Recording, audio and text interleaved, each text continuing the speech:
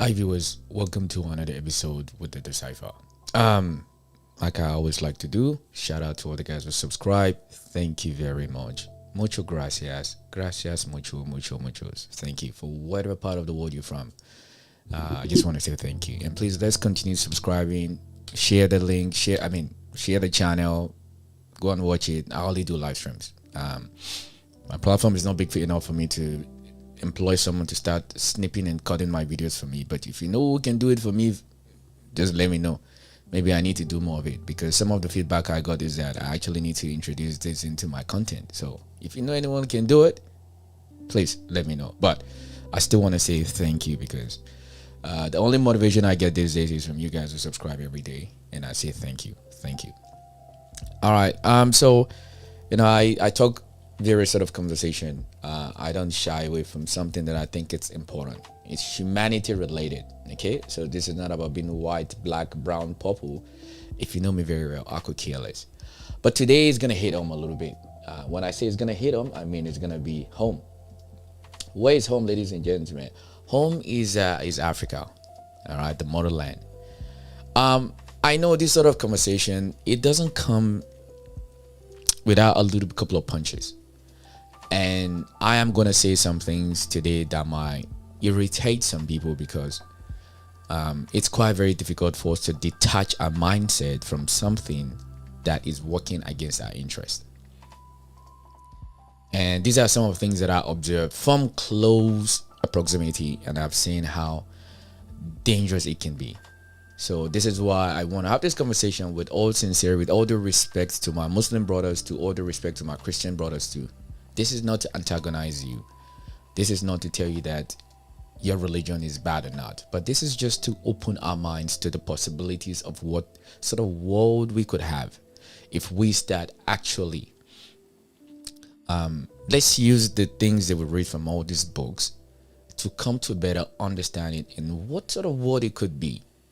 We're not telling you to put it down as the thumbnail could tell you. No, put down the Bible and the Quran.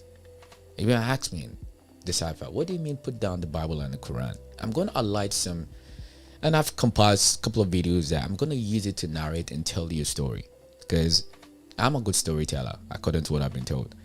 So I'm going to highlight to you the importance of why we need to put this aside. And when I say put it aside, I'm not telling you to completely forget your religion or forget where you come from. That's not what, that's not the motive behind the conversation.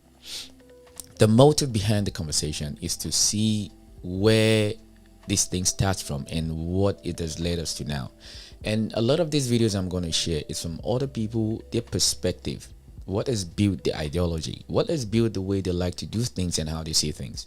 And this is what brought me to this point. So what if, imagine in a world whereby we can put the Bible and the Quran aside and actually look how we can treat a fellow human being with integrity, sincerity, and how we can build within. Okay? And this has no any affiliation to do with Bible or Quran or Christianity or Muslim or whatever denomination that you believe in.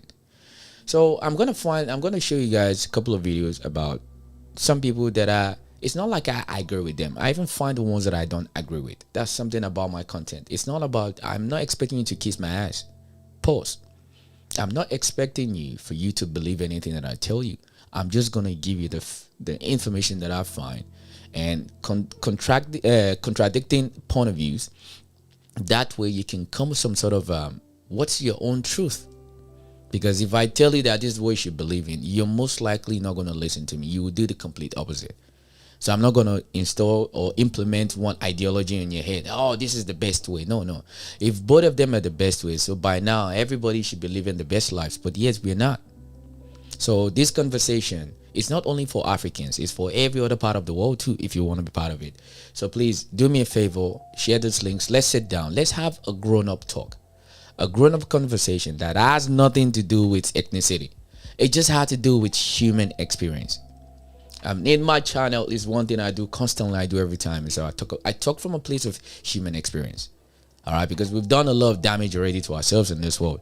That I don't think just sit down and just listen to a different perspective. That is not a 10 or 15-second video that you're looking to feel. You're looking for that dopamine. But this is a good dopamine for you. All right, if you're interested. All right. Let's go straight to it. What do I have for you? I'm gonna show you this man. Some of you might know this man. Some of you might not know this man. This man has been around the block for a bit, and he says a lot of things. In some cases, I do agree with him. But I'm gonna play two different versions of this man saying the same thing, but one other guy is reacting to it because he's coming from a different perspective. And this man is coming from a different perspective. Now I'm gonna give you my own perspective. What I decipher from the same thing. One man is saying something, and two men are gonna react to it to give you two different perspectives. And that way you can open your mind. Because that's the only thing I've always done on my platform, is that how can I let you open your mind to possibilities of a lot of things that you want to avoid, or you think it's just too much for you to come to some sort of comprehension. You understand? So this is why I like to do these in a very educative way. It's not like all this nonsense that we consume on social media. But DJ, drop the track.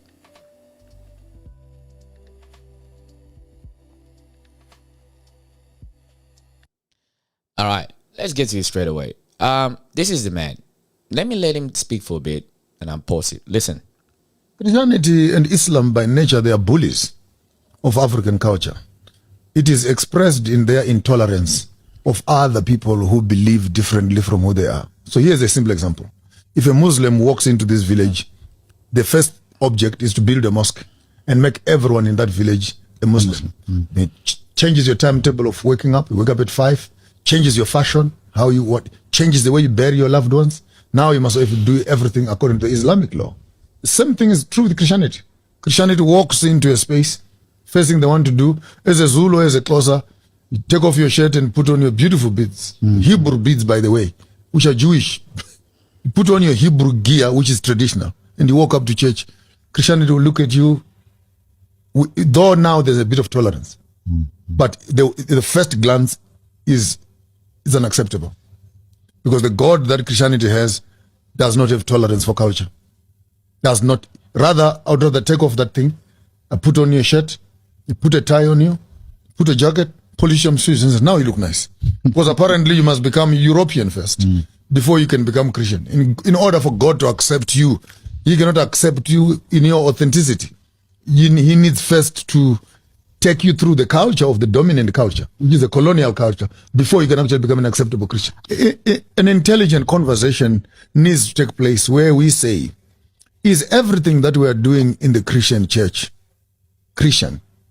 Or some of the things, norms, and rituals that we're performing are actually European culture, but now they have been couched and packaged as Christianity. The way we sing, for example, the way we dress, for example, the way we eat, for example, the way we celebrate our things, our holidays, our festivals, our Passovers, and etc. Are these things, Easters, are these things biblical? Christmases. You ruffled a lot of feathers with some changes that are cutting Easter issue over the Easter weekend. I mean, it's a simple question. No, I understand. How many days are between Friday and Sunday, if I can ask you?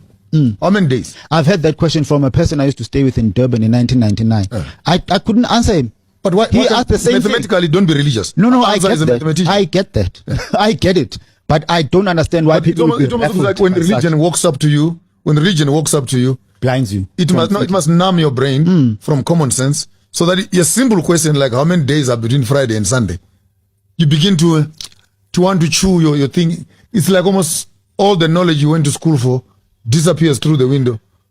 But maybe Christianity pushes faith more than rationale. So if you accept it by faith, maybe you don't have to reason. But faith is not stupid. Faith is knowledge in manifest. So I want to pause that for a second, and then I'm gonna play another video from a man of God. It's a Christian pastor, and as you all know me, I've shared this on this channel. I'm from a Christian home, and I like ass. You understand? I mean, nice big booty, juicy booty from a woman. Pause, not what you think. I identify as him, not they or them. Don't go and cut this now and make it some memes, because I'm gonna jump you like a mother sucker. In all seriousness, I like, I have things for the beautiful women. I like beautiful women. You understand? But in church, back in those days, where I grew up from, you're not supposed to like women. If you only like women, you must marry. But unfortunately, you find a lot of pastors, all the choir, the whatever it is, they're doing all sort of things. So the pastor is knocking all the nicest women, and you in church, you go, Holy Spirit, Holy God. A conversation for another day. But the thing is that I'm gonna play this video again from this pastor, and it's gonna give you a different perspective. And I want you to hear what he's gonna say, because I'm not a pastor. He's a pastor, but listen to what he's gonna say. Religion has wounded us in Africa.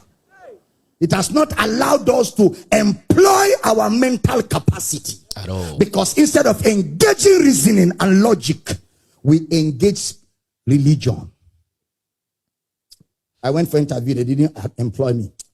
They have started doing me from the village. Meanwhile, out of 10 questions, you only attempted one. Out of 10, you attempted one. And when they say, how many questions did you answer? You say, they do me from village. They do me because the moment they ask me question, my brain went blank. So everything that them do you, then do you, then do you. See, unbelievers that don't have fasting, no prayer, they engage themselves and make money. No witches follow them. It's you that is inside church with fasting. 40 days in January, 50 days in August, 75 days in November, December. Yet you cannot keep 1 million naira for your child. Is something not wrong with your God? I don't like that kind of God. I want a God that blesses the good and the bad. So that is one of the things that I do really appreciate. Out of all the African pastors, that is the only man that if I ever get back to Africa one day, I want to attend his church.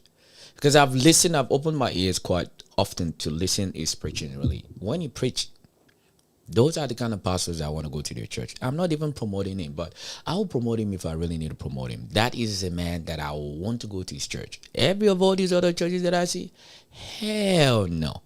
Because many of them, if you know what they do in closed doors, conversation for another day. Okay? My African brothers and sisters, whatever spectrum of Africa you're from, I need you to come here for a minute. I need you to listen to this for a minute. You understand? You see, I played a video about a man that's spoken from the concept, a very intellectual way. Because if you know the man, you know him. He's very, very intellectual. And he's unfiltered. He's raw. He's going to give it to you straight. And these are the kind of people that I emulate, because that is who I am. I'm not going to sugarcoat it for you so that I can in tune to your spiritual, your faith beliefs. Okay? And if you think that if you listen to me, that does, oh, you're not a real Christian, you're not a born again. No, I have been born again, born before, crucified now, crucified before. I've been toasted and roasted, however you want to slice it, because that is what the modern Christianity brought me. I've been toasted and roasted by Christianity. I've been born twice, 3, 4, 5 times, born again, born before, born in the future, born whatever you want to call it. I've been born every way. But the thing is that what the man said, when it comes to Africa, he is 1000% accurate.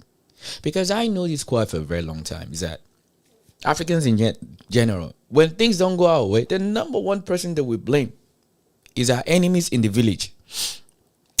My enemies, they have done me. Hey, I didn't get that job. Hey, I didn't get that money. Hey, it might be other factors that it's completely in your control, or sometimes those factors are completely out of your control. You understand? And these are the things that I talk about, the mindset. If you're going to take anything from my live stream today, I want you to open your mind. Open your mind. I just want to quickly read the thing. It said that religion has wounded everyone, but especially in Africa. Absolutely. Religion has done a whole lot of disservice to Africans. And this live stream tonight, please, I want you to share it with other Africans. Tell them to come and watch it and listen to it. The little data they have on their phone. You understand? And if you live overseas, everywhere as an Africans, listen to it, dissect it. Agree. The ones that you agree with me, fine. The ones that you don't agree, that's fine. Put it in the comment section. Let me read it. I want to know, because these are the grown-up conversation that we need to have. It's not about pointing fingers on both sides. It's to understand the pros and the cons of what religion has done to us. Sometimes you need to put down your burden and really see exactly what is the one that is carrying so much weight there. If you can alternate it or remove it or adjust it, so you can put it back on your head again. It's an African proverb. But let's move on. I do like what this man is starting with. Let's go on. I refuse to spiritualize my mind when it comes to productivity. Right there is the thing. So for those who are watching overseas, like Americans, every other part of the world, UK, Germany, France, for those who don't even speak English, basically, you see, Africans notoriously, no, I'm talking about notoriously Africans are. Africans, at the way we look at spirituality, good Lord have mercy. Africans, the way we look at spirituality, it's next level. I'm tell you something. If you, I don't have a dollar. My enemies have succeeded. Man, I need to go and check. Something is going on.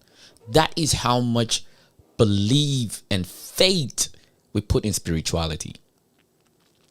Spirituality is so embedded into our psychology that you need to completely remove yourself out of that so-called spirituality and observe yourself and see exactly where you are really in life. Where are you in life? That is how much power spirituality have on people on an average day. Let's continue. In the natural. I think, I'm not sure your viewers are going to like this, but for me, you begin by demonizing religion. Guys, we cannot keep ukona in English. We can't keep hugging and nestling what we know is killing us.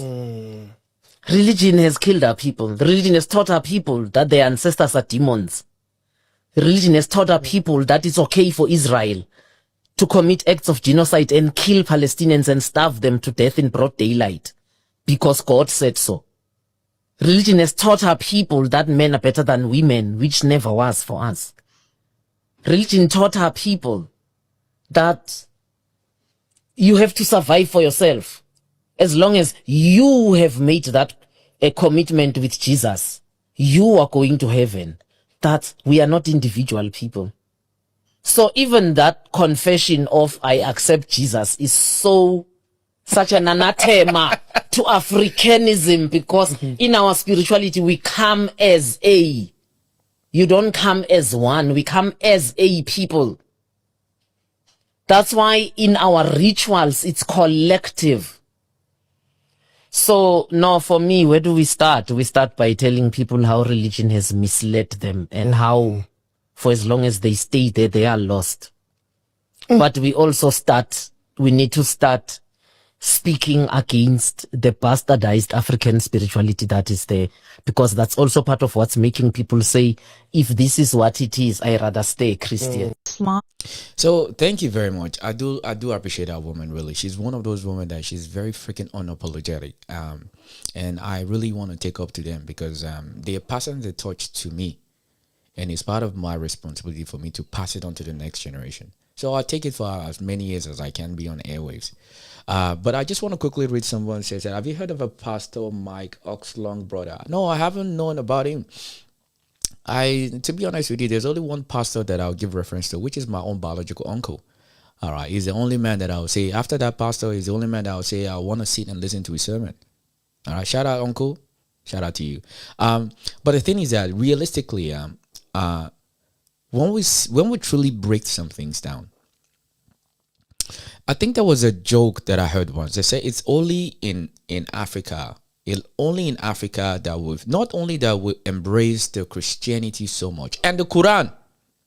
Okay, this is not about just Christianity alone. It's only in Africa that we've embraced religion so much, both Quran and for us to tell you that don't chase the riches of this world, but wait, your riches are in heaven, and yet you can't put food on the table, and yet you can't get the best job, and yet 30 years ago, Africans alone used to send money to China for them as aid. Let me say it again. If you think I'm lying, research it. Check online, compare information. 30 years ago, Africa used to put money together to help China. Now, China is coming back to Africa to lend them money. What is the difference? So, Chinese people, are they devil? I just want to know though. So Chinese people, God, they have a different God. So their God is so evil that in 30 years, their God is so bad. In fact, your God as African Your belief system as African, your religion as African is so better than a country that 30 years ago you were combining money together to help them with hate.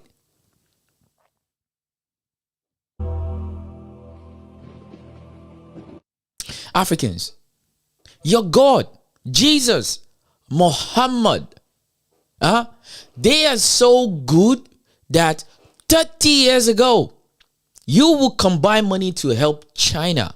Today, China's God has changed their landscape so much that they are now living in so much wealth that now you, 30 years ago, now you can go to China and borrow money from China. What happened? Is your God sleeping? Is your God sleeping in the last 30 years? Because it's a very honest question to ask. Because how can an economy that has all, I'm talking about all the natural resources you can think about on the fucking planet of this earth, can't seem to get it right? Why? Because the history of the continent itself, I don't think there's a lot of factors that we can go into it. But the thing is that, you know, when I do my live stream, one of the things that I'm trying to tell my audience is that when you listen to me, whatever master's degree, whatever PhD, whatever college kundala you come from, I want you to put it aside. Critical thinking is what I need you. I want you to use the most basic common sense that you have that is running in your brain, and I want you to use it to decipher what we're talking about. What are other factors that is stopping us as a continent for us to take ourselves out of this perception for thousands of years that I've been squeezing and squeezing us so much, physically, mentally, psychologically, subconsciously? Why can't we get to a point to literally just look at things from the different point of view? Because I promise you right now, this live stream, you find a Christian man that is going to listen to anything that I said, that he won't be able to comprehend because his faith has told him not to listen to people like me. Let me say it again. An African man who all your life, when you cross your border, you are seen as the 5th least important person on the planet of this earth. Let me say it again. As a black man, as an African man, the pyramid of how the world works, how the world see you as a black man, as a black woman. There's a white man, an Asian man, a Middle Eastern man, a South American man, and then a black man. That is the pyramid. And every one of those, a white man is usually a Christian man. It comes with the version of Jesus Christ. Some people will say Yeshua. An Asian man who is a Buddhist in most places, or Hindu. Or some of them, they have their own gods. A South American man is a man that they have their own religion. They can travel as much as you want to travel. A Middle Eastern man is a Muhammad man. Usually. Because I found, even though in the Muslim, they have like different spectrum of what Muslim is. Now come you, an African man. And they told you that your traditional gods, they are demons. Because this is a part of the sub-psychological indoctrination that they've done with the educational system. They've told you that your God, as a black man, is a demon. Because number one, he's black. Anything that is black is demonish. Is devilish. That is the educational system that has injected this theory and psychology that's been passed from one generation to another generation. And we've embodied in our head that we can't even literally just put ourselves away from it for a second. That's why a country was seen as second most important people on the planet of this earth after a white man. In less than 30 years, they can come back to invest their own hard-earned money because the way they revolutionized themselves, because China did one thing that was very profound, is that they took a pause and see exactly what works and what doesn't work. Then the leadership, they structure a way to tackle those problems. They put people in the right places, and in 30 years, the country went from a small, tiny it went from a very small economy to the number one economy in the world. And this has nothing to do with Buddhism or nothing like that. Why? Are they aliens? They are not aliens. They are people like you and I. But an African will rather believe in Muhammad. Because Muhammad said this in Surah blah blah blah blah blah. And Jesus, a Christian too. Oh, in the book of Revelation chapter 51 verse 41. In the books of escalation, you will see them. We believe so much in religion that we can't even understand the concept of what modern technology or what modern science is. Because in most places, they're going to call it, wizardry. And when people like me talk, you tell me that, you're just one of those idiots that podcasters. You're just saying a lot of nonsense because you're looking for clicks and views. But you can't critically think. I'm telling you to think, because the number one thing that I've seen quite from close proximity is that when I talk to every other part of these people in the world, is that number one thing is that they're very surprised the way I talk, number one. And they're surprised that I can articulate myself, which means subconsciously they've grew up all their life thinking I'm black means I'm fucking stupid. Let me say it again. They might not tell you outright, but this is their subconscious belief. This is how they've been raised all their life. That when they see anything that is black, it's fundamentally at the back of their mind that is bad or is not good or the quality is not good. Everything black doesn't come with good quality. Let me just quickly read the comment section. Someone said, "See Sudan darker skin today," and it's kind of I'm just going to read more about books. China is not number one economy in the world. You see, that is another misconception. I do love the engagement. I engage with you guys. You see, tell me, which economy do you think is number one economy in the world?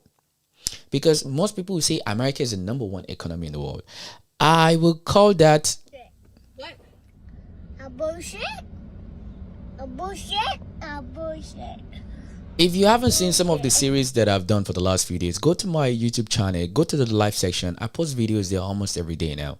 Check it there. I did a one I showed you about how much money America really holds. Because in simple text, and this is why I say, please, when you listen to me, don't come with your fucking PhD mindset. I want you to think like a stupid man, or I want you to think like a stupid woman. Simplify every complex nonsense you've ever read on social media or whatever they've ever told you. How can you be in $107 trillion in debt and you tell the rest of the world that you are number one economy in the world? Does that even make sense? How can you run an economy in negative and you say that you are rich? How can you owe a bank 100 and something billion trillions of dollars and you are saying that you're rich, while another economy who is running in positive, you say that they're not the number one economy? And this is what I'm talking about. Intelligence sometimes, it's not freaking plaque on your wall. Intelligence is common sense. And for some reason, a lot of people believe so much in textbook than actually for them to critically think. I'll say it again one more time. Critical thinking skills is the number one form of education. It is not fucking what you read in your book. Because if you can't even question the thing that you read sometimes, so which means that I can just tell you that I have a textbook that has the best truth in the world, and you will read it, you will believe every text in that book. So which means that I have literally just manipulated you to stop you from using your critical thinking skills, which comes natural to you. But you will listen to some podcasters who is giving you a very different overview of how you see things. But you're going to challenge me, telling me that America is the number one economy in the world. No, they are not the number one economy in the world. And if you believe they are the number one economy in the world, please put it there and let me know why you think America is the number one economy in the world. Let's go back to the conversation that we're having, because this is part of the mindset that I talk about. The constant mindset that a lot of people have. They can't critically think for themselves. It's like some people are just completely immune for them to be able to process things themselves without somebody force feeding you, jamming nonsense into your thought.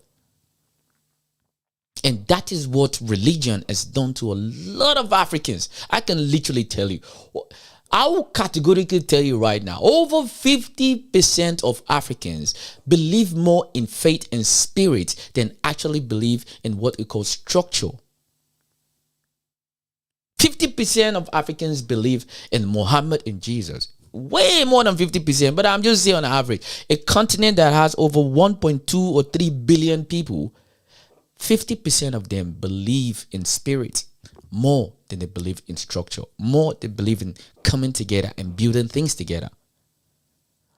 50% of people believe in borders so much because it's not only that it's physically drawn on the map or line up among the borders, but subconsciously in the mindset is completely cooked. 50% of the entire population of Africans see our differences as a barrier. I've shared this many times. One of the great things that I picked on from what China did was that China looked every year I did a live stream here, we did a calculation. Over 10 million people graduate from universities in China every day. You know, one of the things the government did? They put up a campaign. Anytime they want to do something, they put on an open ballot. Out of that 10 million people, you say, okay, we want to build a road, a 10-kilometer road. If you finish if you graduated with engineering, all the engineering students are graduated.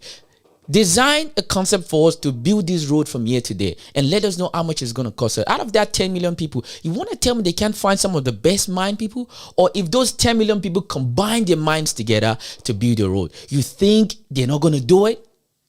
Do you think they need some firm from Germany, or they need some firm from Canada, or they need some firm from Australia to build it for them? Imagine what 10 million people can come together and build together. Do you know what that is?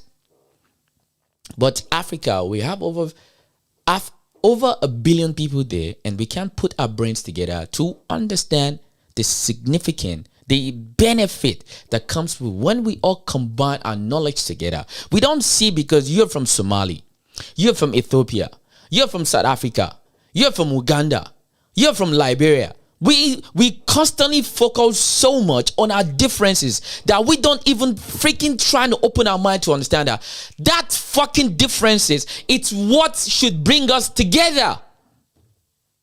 The differences is the key. The differences is not going to say just because you don't believe in Jesus and you don't believe in Muhammad, so automatically straight away we're not going to work together. What kind of oxymoronic mindset is that? Look at this. Let me break another thing down. Just think about this for a second. You have a different way you make your food in Somaliland. I have a way we make our food in Nigeria. So has Chad, so has Niger, so has all these other part of the world, all part of Africa. Imagine, I cook my best dish. You cook your best dish.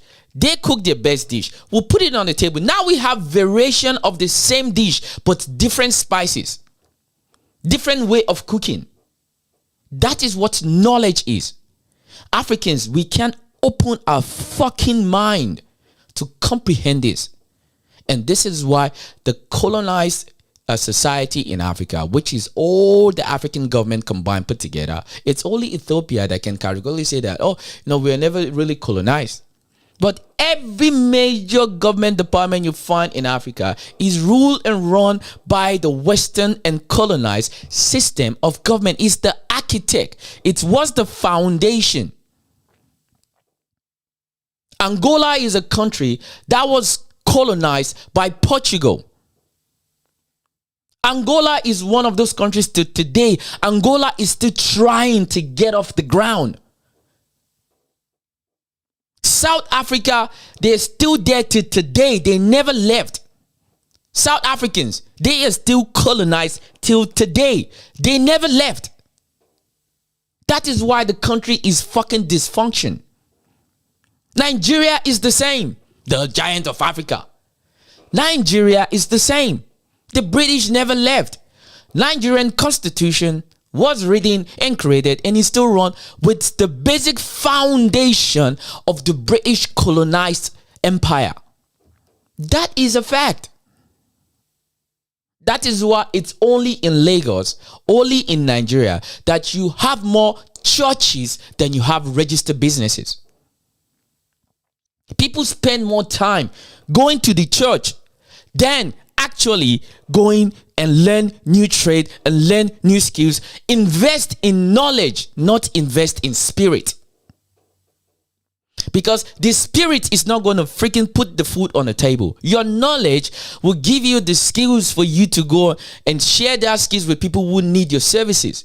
But Africans, for some reason, our mentality to comprehend the concept of what religion is doing to us and what we are doing to ourselves, we can't do it.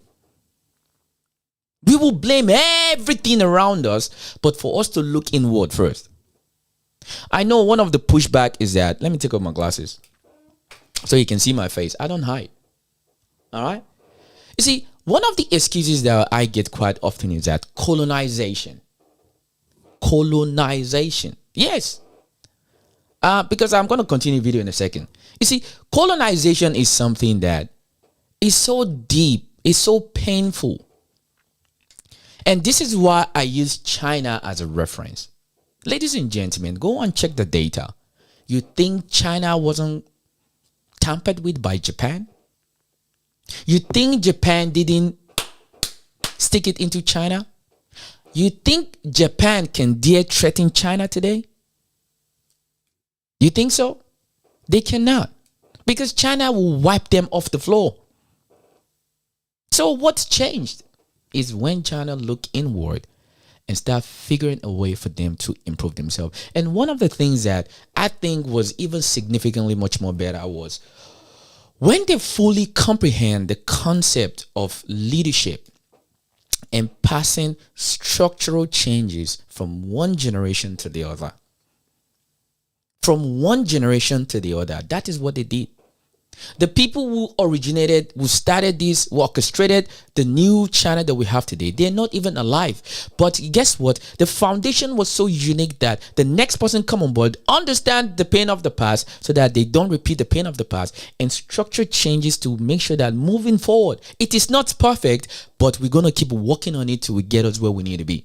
So that there is no any other country on the planet of this earth to dare fuck with China. I dare America today to go and mess up with China. I dare American government, go and mess with China. Go on. Australian government here, go and mess with China and see what is going to happen. You see, until we start getting this into our dumb nut head as Africans, we will still keep getting colonized every fucking day. Nobody is coming to help you. Muhammad is not coming from the sky. Jesus Christ is not coming from the ground. You know who's going to help us? Me and you. Let me read what's there. I checked the data. It said that you were wrong. You don't believe. Some idiots. Some people pardon twice. Trump pardoned people who stole more from Medicare. Oh, that's exactly what. And Trump is a Christian man, isn't he? Huh?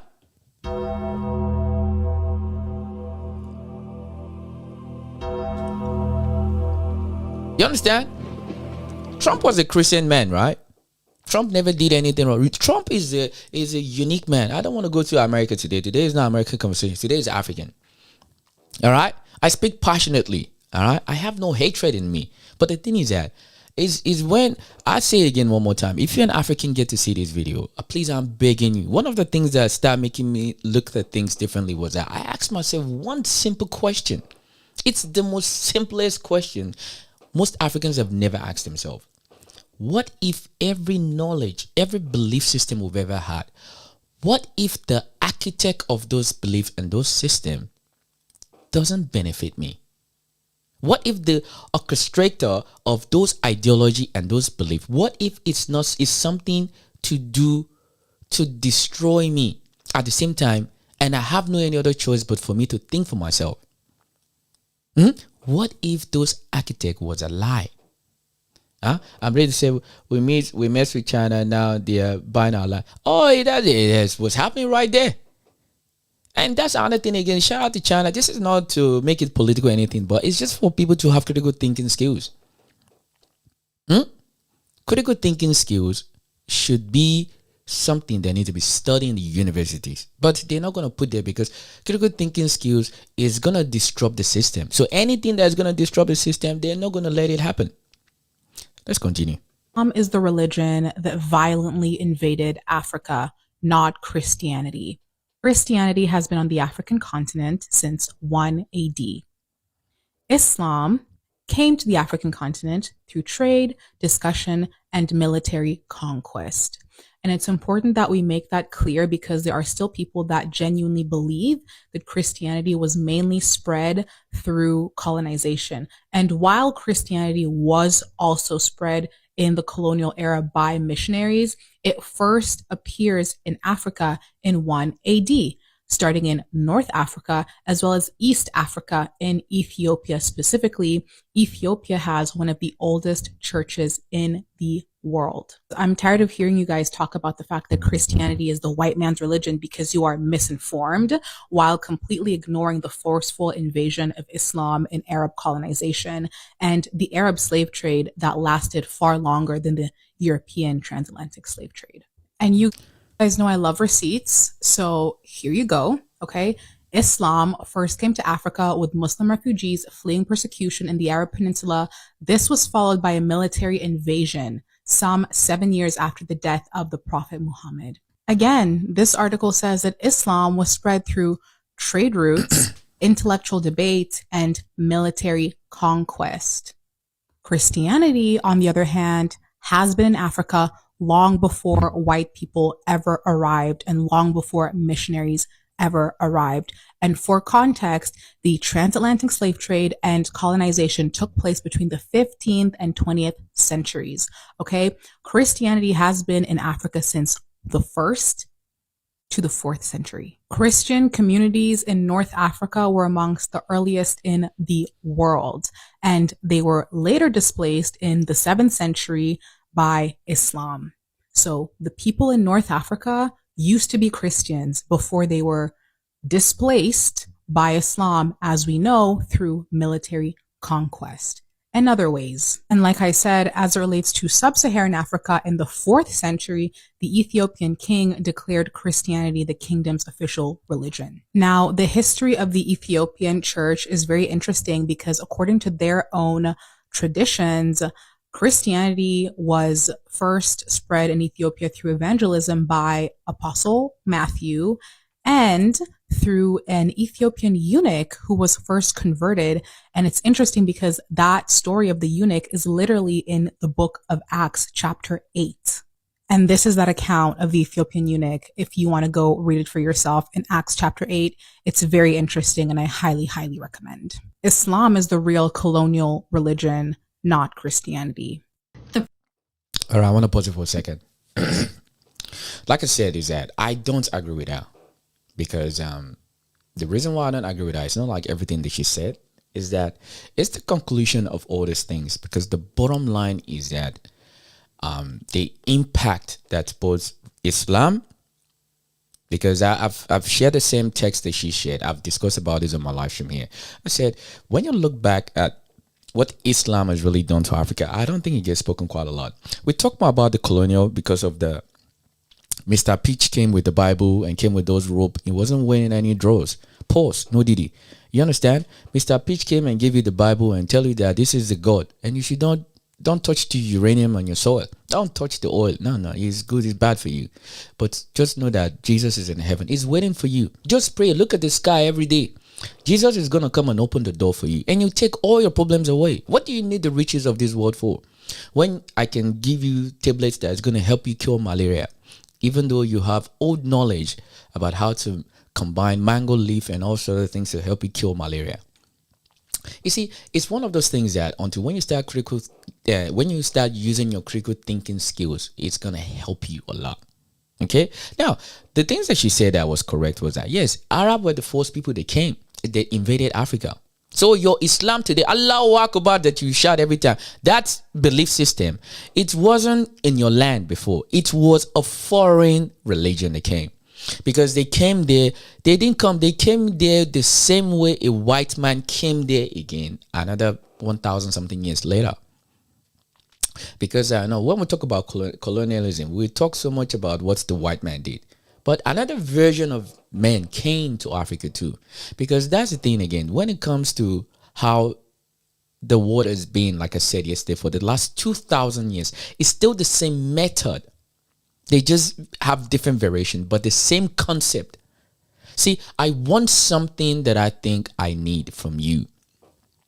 And the way I'm going to get it is that, is it I come there with a knife, with a gun, or I come there to trade with you. And when I trade with you, so which means that I have to agree to the terms that you said. But if I know that I want to get it and I don't want to pay the right amount of price, I don't want to be fair with the deal, I'm going to come by looking for leverage. And what gives me the best leverage is when I can come with guns or with knife. Right there, it gives me leverage. Now I can forcefully take it from you. Because now you don't want to play ball, I'll enslave you for the next 1,300 years. Then the white man sees that, so Arab did this. Because if you check how history works is that, see, a war has always been the part of the thing that they do as a white man. White men, they've been killing each other for years. Go and check the British and what they do to Scotland. See what they do to Ireland. See what they do to Wales. The people who live in, they're literally on the same border. See what they've been doing. France and England have been fighting forever. They always fight forever. There's been a lot of documentaries about it. There's been a lot of movies and TV series about it. This has always been the history of the world. It's been war for over 2,000 years because they go look for resources where they can't do business in good faith. That is why it's trickled down even to the business structure, how business has been structured to today. Every educational system that you have is you're not doing any deal in fairness. You're doing a deal based on how much leverage you have. Let me say it again. Every business deal in this world is not from a place of fairness. It's a place of leverage. And this is the architect of how the world has been. That is why there's so much hostility everywhere else in the world. Literally. Because the foundation for the last 2,000 years have been through taking things by force and justify it with the books, with the religion, with the ideology. The modern society today is structured from hostility. It's not from a place of fairness. It's from a place of leverage.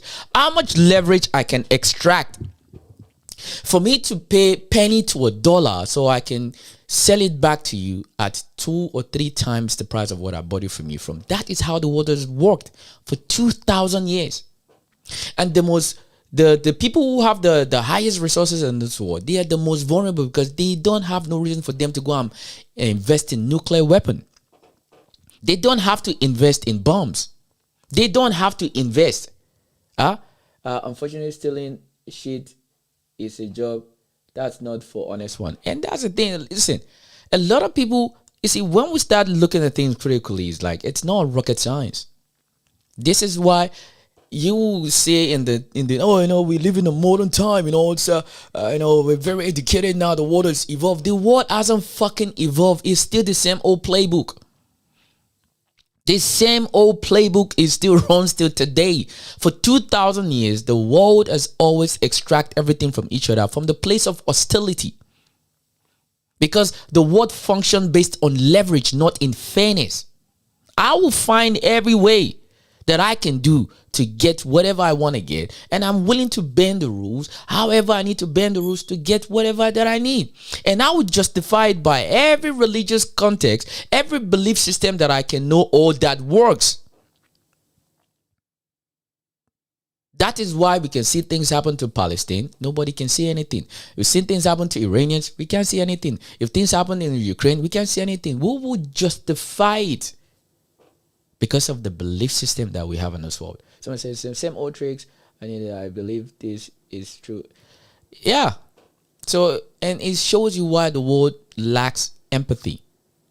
It shows why the world lacks any quorum of fairness and love. It's hostility every day because everybody's looking for an edge. Everybody's looking for an angle. Because if you want to sell a piece of land for me and I want to sell it to you at $70 and you only want to pay $25, and I say, well, if you don't have $70, I'm not going to sell the land to you. Then you say, you know what? Let me go find something about this guy, man. I need to buy this land at $30 because you're not only just buying the land for me from $70. You know that my land can grow tomatoes much more better. So if you buy the land at $35, you will start a farm. Then you build the farm. Then you now sell me the potato, the tomatoes that came from my land. You sell it back to me at $5 for the next 20 years. So not only that, I'm giving the land for you for free, but now I'm going to pay you again. I'm going to pay you with my own money, with the money that you paid me. Someone said human lacks empathy, not the world. Yes, but the thing is that we are the world. It's not just the land. We are the world. We are the world. I did a topic about this a few days ago. It's there in my live stream. Empathy.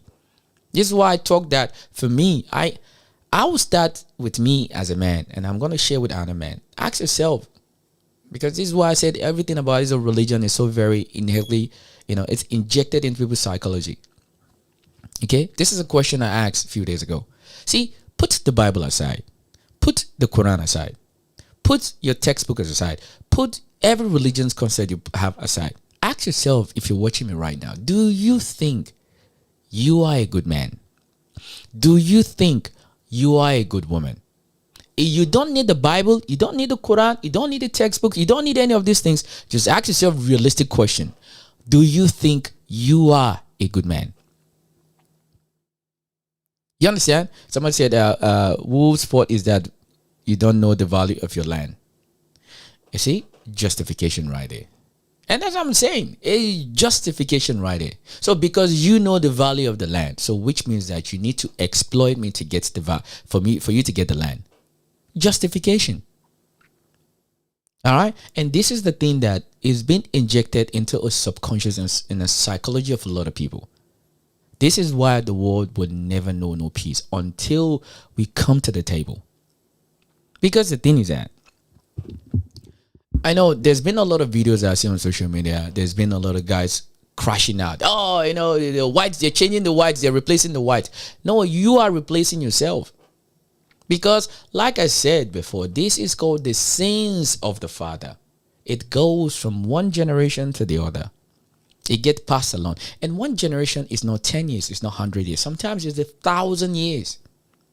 Because if you go back in history of how the world has functioned for the last 2,000 years, it's always been divide and conquer.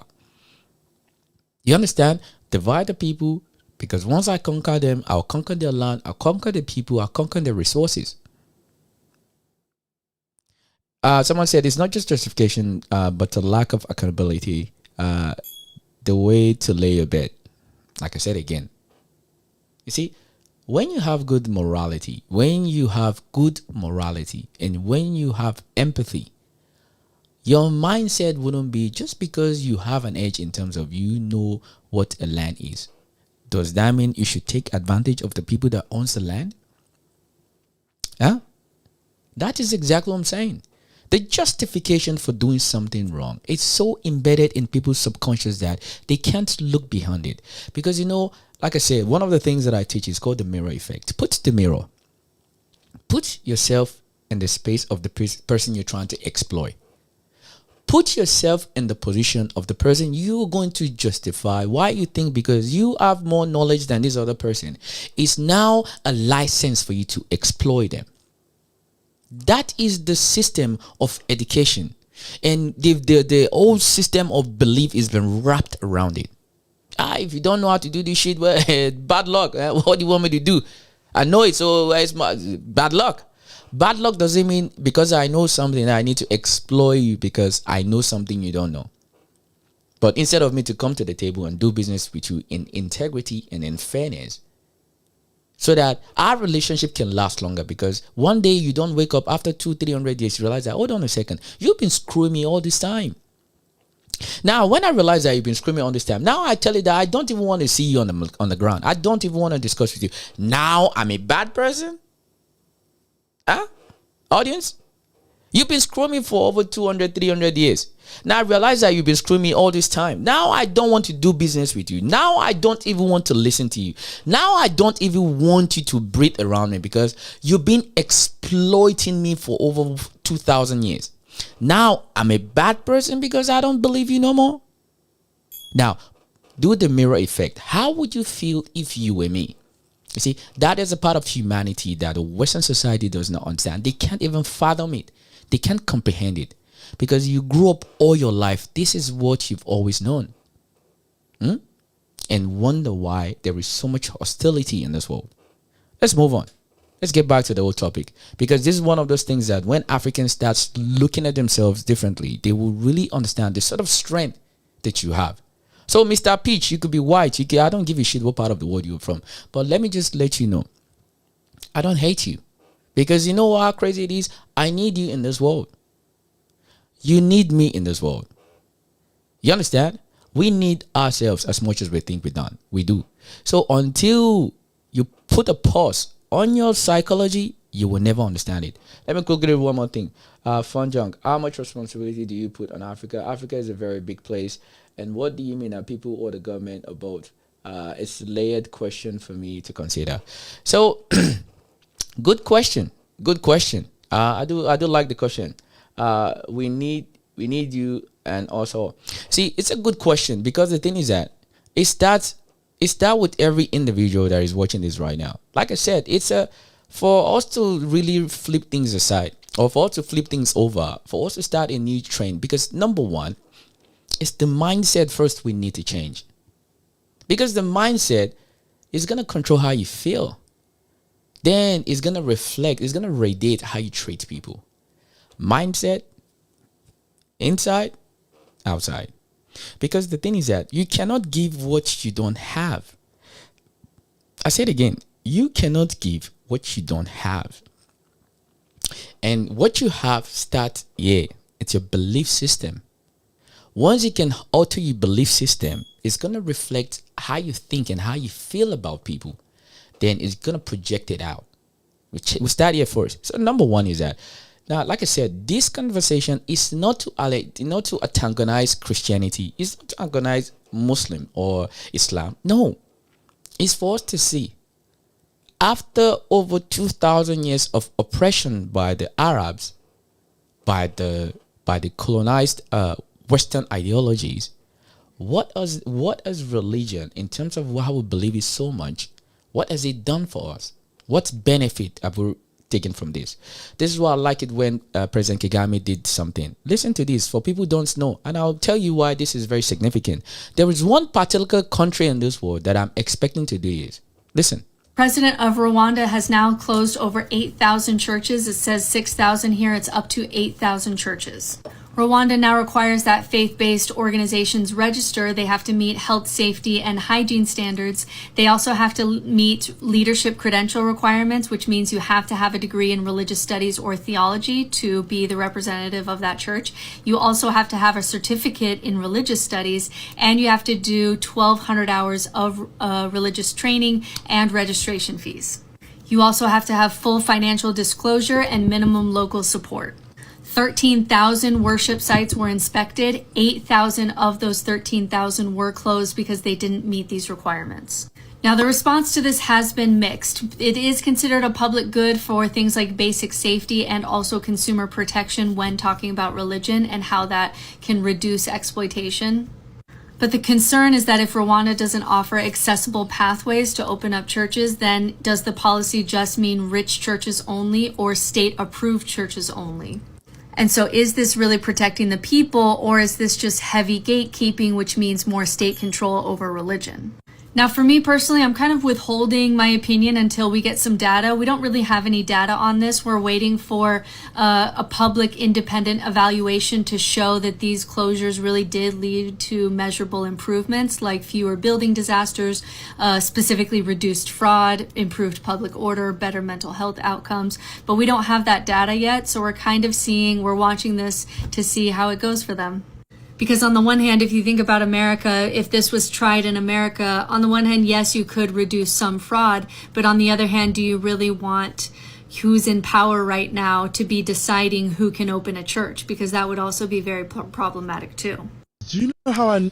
So quickly, I just want to respond to one of the viewers say that there's quite a fair bit. So please don't mind. You can put in your comment there. I'll read it if it resonates what I'm talking about, and I'll share with it. And and one other thing is that please, I want you to guys don't forget to subscribe, comment, share the live stream. Yeah, I have grown up conversation. All right, this is not about white, black, brown. It's just for me, I'm all about humanity. All right, that's what my content is for. So I do welcome the people that disagree with me, because I don't, in Yoruba we say something, you don't throw the chat and the bathwater out together. You understand? And this is where, especially those who disagree with me, I do welcome it, but just be respectful. Don't be racial. Don't use the N-word. Don't do all those things. Then I'm going to crash out on you. I don't take that kind of disrespect at all. Let's be civil about it. Let's have discussion. Let's be grown up to have conversation. We can see things from different point of view. I'll welcome it. If I have a belief system that you don't agree with, use your God-given critical thinking skills to let me understand where you're coming from. That is how you're going to change, or you're going to help me see things from a different perspective. It is not about just disagreeing with people. It's about understanding where you're coming from. If you resonate with me, you best believe it. I am going to think twice. You know what? You're actually not wrong. And that is how we're going to see things from different point of view. All right. I'm not hating. I'm not anything. I welcome it. So please put your section there. And you can see there on the right here. No, right there. You see that? There's a thing. Tip help sponsor the show so that we can do this a little bit more. I actually want to bring some other guys who have complete opposite idea of they don't even agree with me about a lot of things. But I think this is one of those things we can engage and can have real good dialogue. And if you have any other topic that you want me to discuss that you think is off band, bring it on. I'll bring it on. We'll have a talk about it.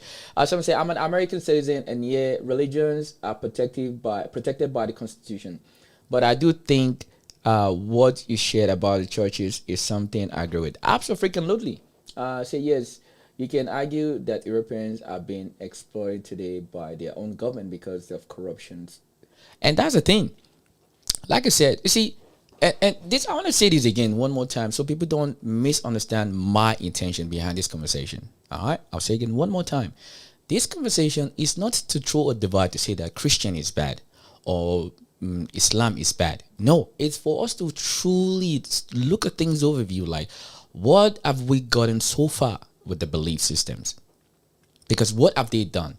Because if I tell you I'm a pastor, I preach all good, I tell you you go to heaven, you did, but every day you find out that there's a lot of fresh panties that get out of my office every day. But you believe, but you like, pastor, yeah, I believe in you, but how come there's all kind of fresh nyash, fresh women coming out of your office every day? Because in the Bible you say you shouldn't be fornicating, but there's seems a lot of fresh nyash.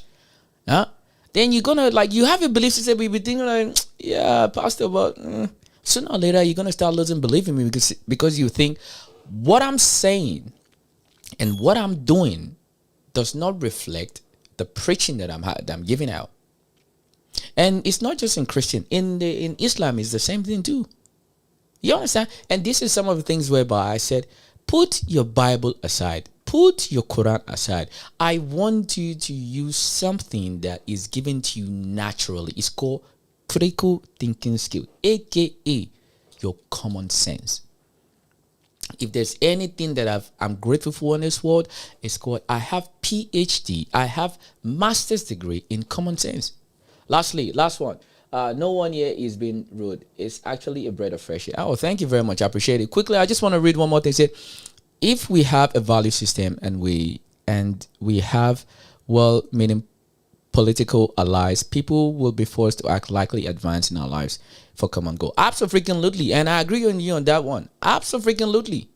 But the thing is that how can we have a good value system when one has a different interior motive about it? And the people who are translating the scriptures, the books, the teachers, they have profound responsibility in their hand. This is why what the government in Uganda did, I do agree with. Before you say you're a pastor, you need to demonstrate that you're going to be a good pastor. And your message, you need to reflect who you are.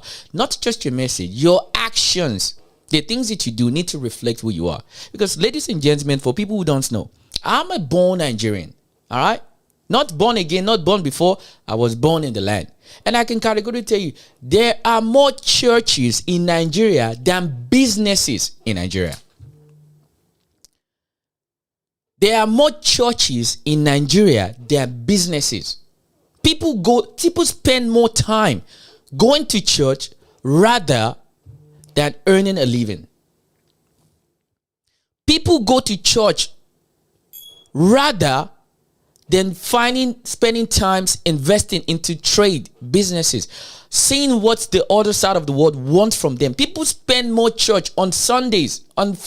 From Monday to Sunday, people in Nigeria spend more time going to church than going to work. Let that sink into your head. Imagine in America. You understand? Imagine in America that people spend more time going to church than building infrastructure. Lastly said, religion has nothing to do with our cultural system. I think we are experiencing a decay, and religion has nothing to do with it. I can give you insurance for Nigerian if you care. I have to give instances. My brother, I'm a Nigerian myself. So what do you want to tell me that I don't know already? But give your point of view. I'll read it if it resonates. All right, let's move on. Before this guy, see, this is when we start breaking all these false stereotypes that we've had all our lives. All right. And and the next couple of videos, and the one I'm going to play, because I'm going to play from the version of an a Muslim man, because I can tell from his video he's a Muslim man. And I do want to see where it come from. I haven't listened to it yet, but let's continue. Like, I was brainwashed in a sense as I started to deconstruct. How do I know more about the lineage of Christ and Christianity than my own ancestors?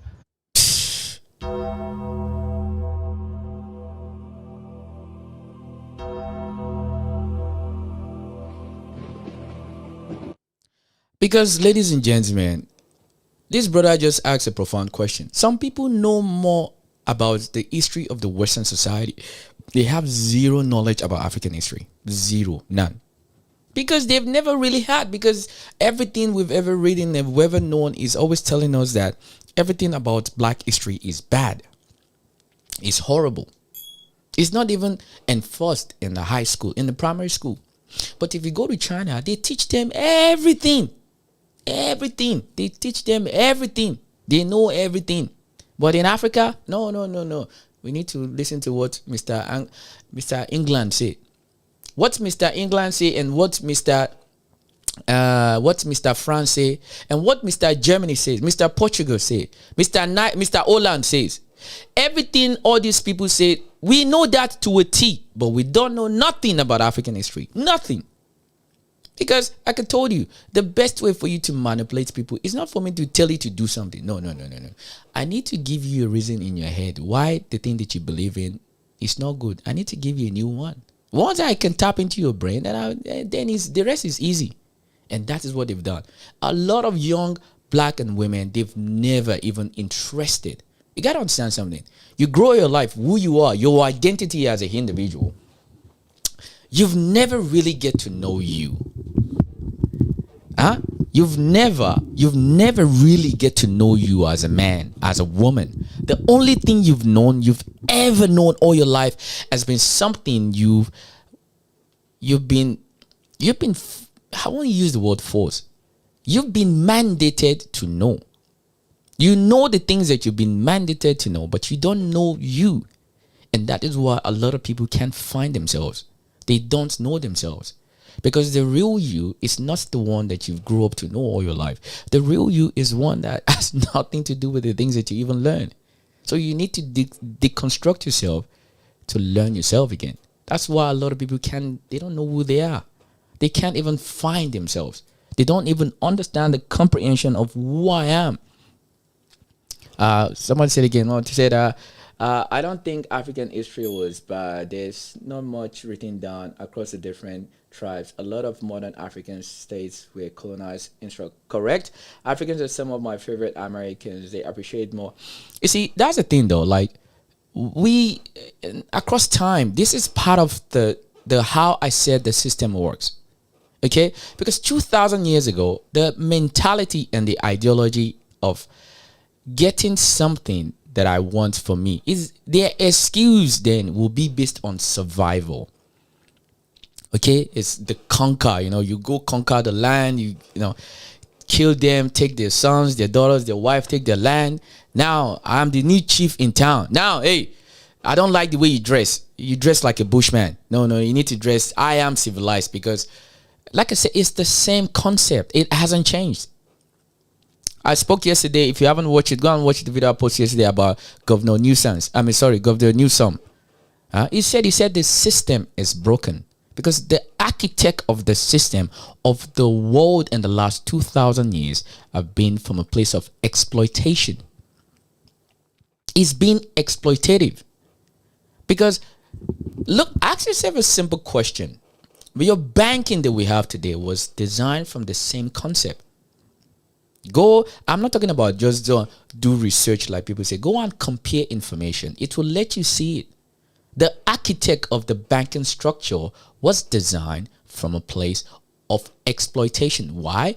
Banking started because so and so, according to the history that they wrote in their textbooks, a particular king wanted to go to war and he didn't have money to fund. He didn't have money to fund the war. Then he went to the richest people within his community. Hey, listen, I need to go and fight these people. And I didn't have money. So I need you to gather money together. I owe you.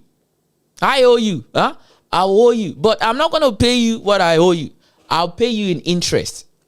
Ladies and gentlemen, that was the architect and foundation of modern banking. If you think I'm lying, go and research it. If you think I'm lying, go and information compare it. You can compare it. That is how. So the architect, you got to understand something now. See,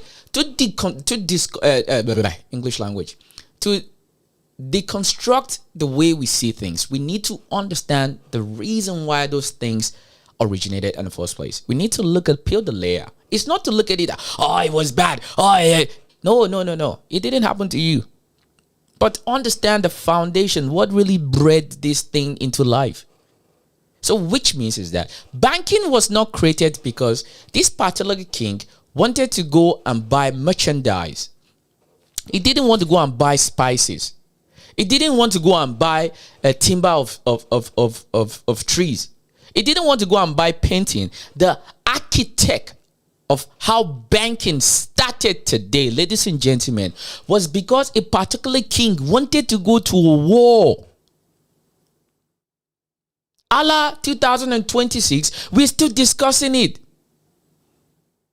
There's more money invested into war today because the architect, the foundation of banking was from war.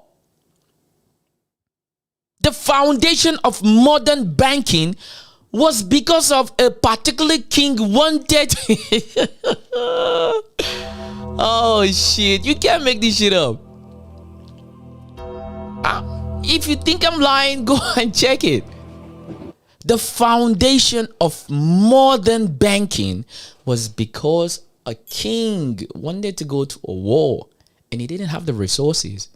If the foundation of banking was because the king wanted to go and buy more fertilizers, and you say, hey, we don't have enough money for fertilizer, and we need to build, we need to grow some crops, and I need more money from me so I can go get some fertilizer, then I'll pay you in interest. So which means the foundational principle of how we look at how we're going to build wealth is not going to be from a place of destruction.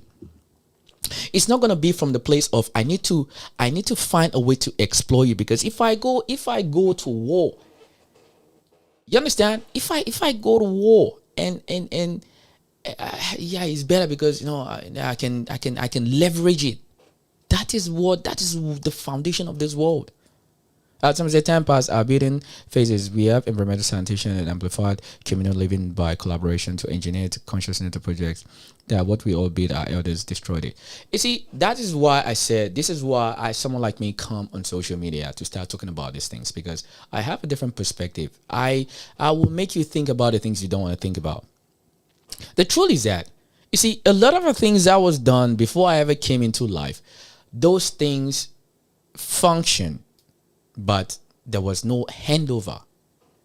For instance, ladies and gentlemen, because this is, talking very Pan-African today, is that then the system whereby you allow the new one to join the old ones, so the old ones can pass up that knowledge to the younger ones, so the younger ones will do the same thing for the next generation.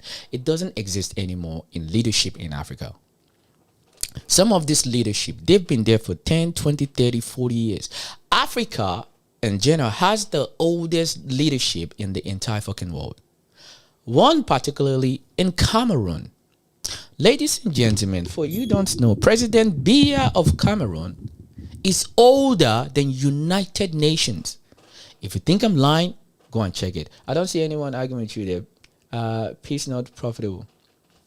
You see, that's the thing. And that is why I said, please, I want us to truly understand why this thing has been affecting us for a very long time. President Biya is older than United Nations. Yes, that man is 90-something years old, and he just won a re-election. Ladies and gentlemen, if you don't know, I am not a Cameroonian, but I have a lot of Cameroonian friends. Do you know Cameroon? Cameroon alone can feed entire Africa, because they have one of the best soils on the planet of this earth. Cameroon alone can feed the entire Africa if we have an environment whereby we can actually build things that works. Just think about it for a second. Cameroon alone can feed entire Africa. I'm going to show you some other videos after this to let you guys understand how this is. That's why I said, until when we start deconstructing a lot of our ideology, our perception about how we see things, we're really going to know how we can actually start working together. Because one of the things that I know for a fact, Africans, we can't wait. We will find 5,000 trillion reasons why something is not going to work.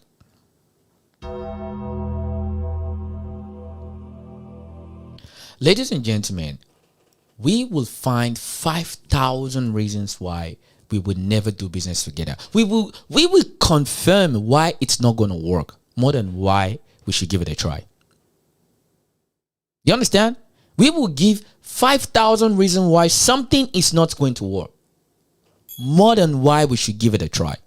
Then we will blame it that, because we're different. That different is actually should be the architect of what brings us together, because you can see the same problem that I see, but you have a different solution to the problem.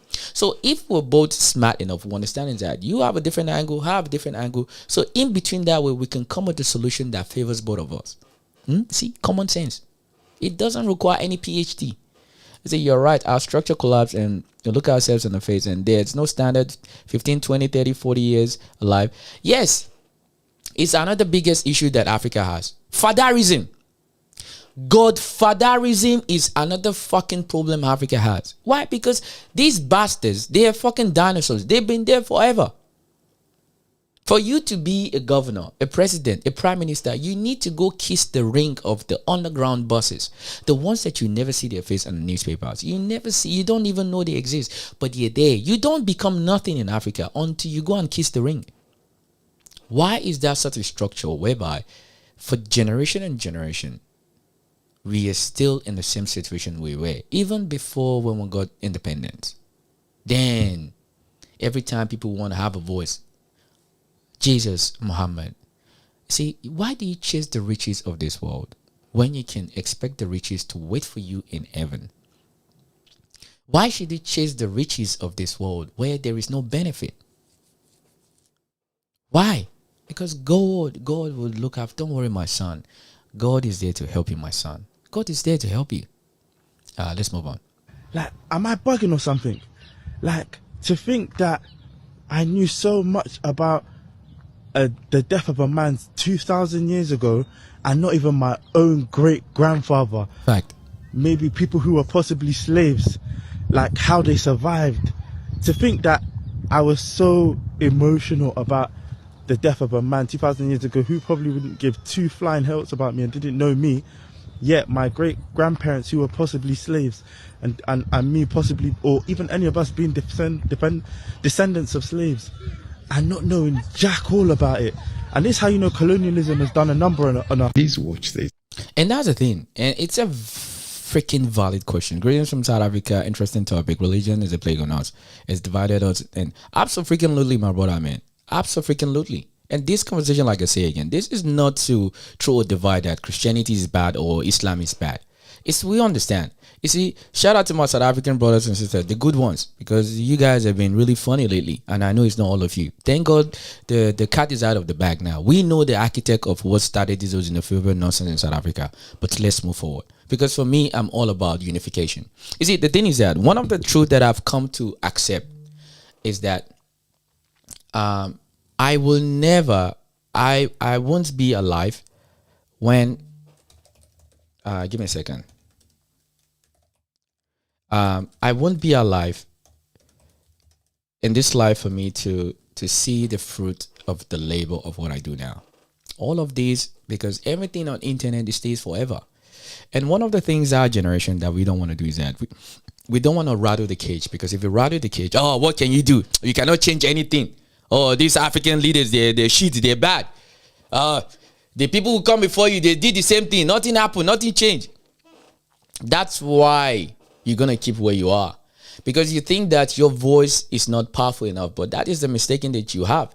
Because let me give you a classic case. Do you remember a couple of months ago in, I think it's in Nepal elected, give me a second.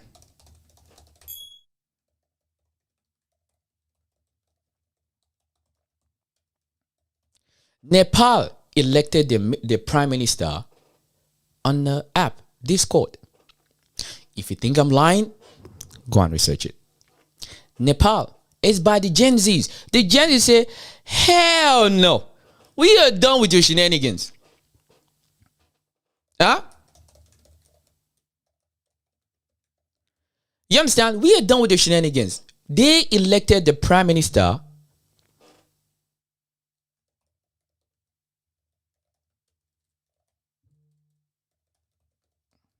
You understand? They elected the prime minister from their Discord, an app. Today, that prime minister today is under I think I don't know, it's over 40 years or so, but I can find a video to show you guys. Why? Because the youth came together and made the change. Even their own fathers and mothers couldn't do it.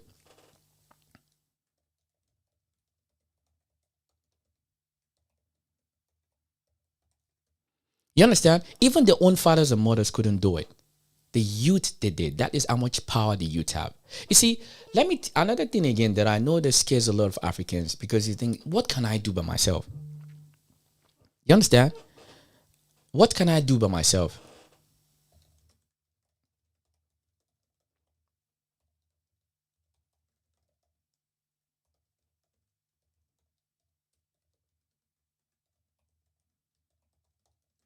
You understand?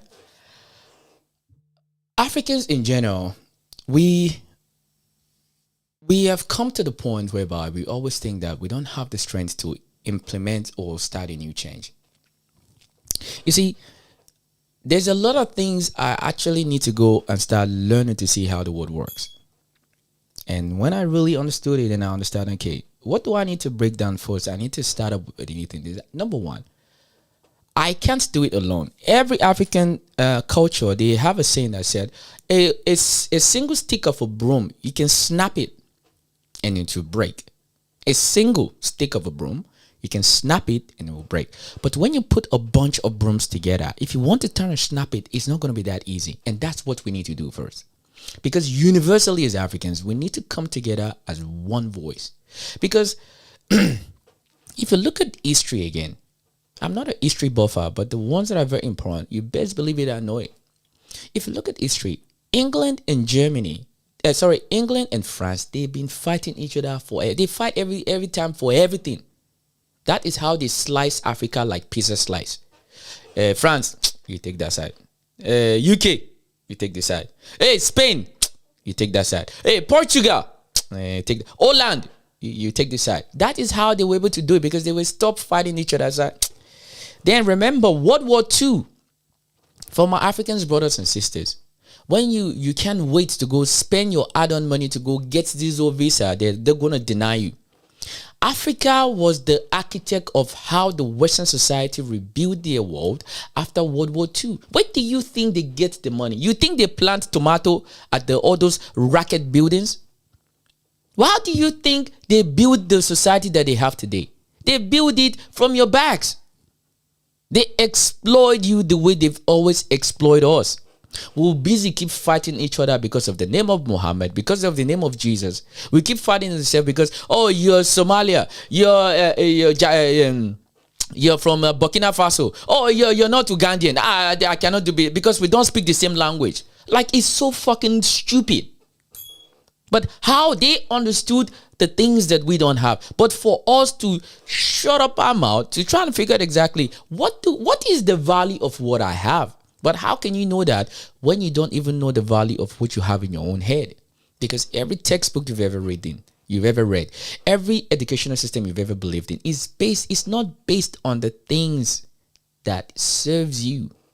It's something to keep your mind locked up in a particular ideology. Because when the map say is on the ground, why you shouldn't do anything, because you should have to stay to the borders rather than for you to cross the border and say, my Eritrean sisters, my Australian brother, what about your culture that I can learn? I want to build a bridge. How do you see the bridge? Give me your perspective how to build the bridge. I'll give you my perspective how to build the bridge. Now we both combine our resources together. We're not hostile towards each other, but we're seeing, because if we build the bridge, so for you to come and buy tomatoes from my village, it'll be much more easier for you. Now we're trading based on, but no, because the only reason why that's not going to happen, because when anytime we make a proposal, we have to do it the same way the colonized mentality system has always structured things. Remember, everything has an architect. The architect has always been from the place of exploitation. Exploit motherfucking-tation. They will exploit. The architect of modern banking, the architect of modern trust is from exploitation. It's not from a place of fairness. The architect of the modern business ideology, the way people do business, the way people buy and sell and trade, is from a place as a mindset of exploitation. Let me get 1 more percent. Let me get 1 more leverage. So it's not from a place of fairness. Please, if there's anything you're going to take from this live stream today, is that, please, I want you to think. Thinking is not fucking illegal. The architect of every business deal on the planet of this earth, it's orchestrated from a place of leverage. It's not from a place of fairness. So it means the foundation of my relationship with you is because I'm looking for the best way to get the best out of the deal, to exploit you first. Because if I sign 1 more percent on the deal is favorable to me, that is how the world runs. We hate ourselves because worldwide view in competition and gravitas during the age of development. Yes, but the thing is that when we I agree with you, you're spot on. But the solution is that we need to actually, as much as we think we're better away from each other, that is why we actually need ourselves the more. That is why we need ourselves the more. It is not to keep us aside. Like I said again 1 more time, if there's anything you pick from this, ask yourself, why do Africans in every diaspora, away from the government, why do we struggle to do business with ourselves? Because I did this experiment. I call it the paper experiment. I put a paper down. The objective of this paper is Nigeria, Ghana, Kenya, Cameroon, South Africa, for us to come and do business together. Let's leave the government aside. Now, let's start. Give me the reason why it's going to work. Tell me all the benefit why it's going to work. And you see, we give some. Now, give me the reason why it's not going to work. You will find out that there will be more reason why it's not going to work more than the reason why it's going to work. Because it's been embedded in our ideology that our differences is not going to make things work. I want you to challenge that concept. Why would you tell me that our differences will not make it work? Give me the reason why it's not going to work. Now, if you once I know the reason why it's not going to work, now what can we do to tackle the reason? Now that is when we're thinking we're moving forward. Give me the reason why it's not going to work. And you get your feedback, then you start understanding why things doesn't work within us. Because it's easy to highlight there's a problem. At the same time, it's easy to understand the solution. But solution is going to require implementation. How do you implement the solution? Then that is when you're going to see each African start going their separate ways. Because that is what we do. We don't, not only that our mind has been cooked up, is that they've given us the reason for us not to believe in ourselves. I'm an economist and international relation expert, and the use of explanation in the current bilateral relationship is on a false premises. And if your tools as oh God, there's a lot of word mumbo jumbo here. I'm not even going to deal with you just yet. But let's finish this one first. Then I'm really going to say my mind there. Let's move on. Then be patient. China is shown as atheist, like doesn't believe in God. Yeah. Is that true? Yeah, mostly we teach us to believe karma, of course, but believe yourself. You need to use your own hand to change your life. That's why we are so like much work holy, and people work like crazy. And now you see the country is really developing, economy is growing really fast. That's the Chinese saying, we believe in work and that's how we develop. Come with me to Africa, specifically Nigeria. That's the son of the Nigerian president who just turned 40. And to mark his 40th birthday, the grand moment, he gave 1 million Bibles. Not 1,000 jobs, not 100 microloans. 1 million Bibles. Guess who's leading the handout? The Christian Association of Nigeria, CAN. The same CAN that has been in existence for 49 years. 49 years of holding crusades while the country crumbles. 49 years of prayer, fasting, and political puppetry. Yet, somehow, they still couldn't pray the country out of poverty. Couldn't pray it into electricity, couldn't pray it into food production, couldn't pray it into employment, couldn't pray it into security. But here we are, sending able-bodied youth, spending thousands of productive man-hours carrying papers across the cities, while the rest of the world is building chips, satellites, and artificial intelligence. And if each of those Bibles cost $1 per Bible, that would be $1 million that could have empowered 500 women, funded small businesses, and fed communities. But no, we're planting Bibles instead of factories, distributing scriptures while children starve. And you still think religion and politics are separate? No, they're not. They're two heads on the same beast. One tells you to wait, the other makes sure you never arrive. For 49 years, the Christian Association of Nigeria have anointed thieves, prayed over tyrants, and dedicated every single field administration to God. But not once did they produce a blueprint for sustainability.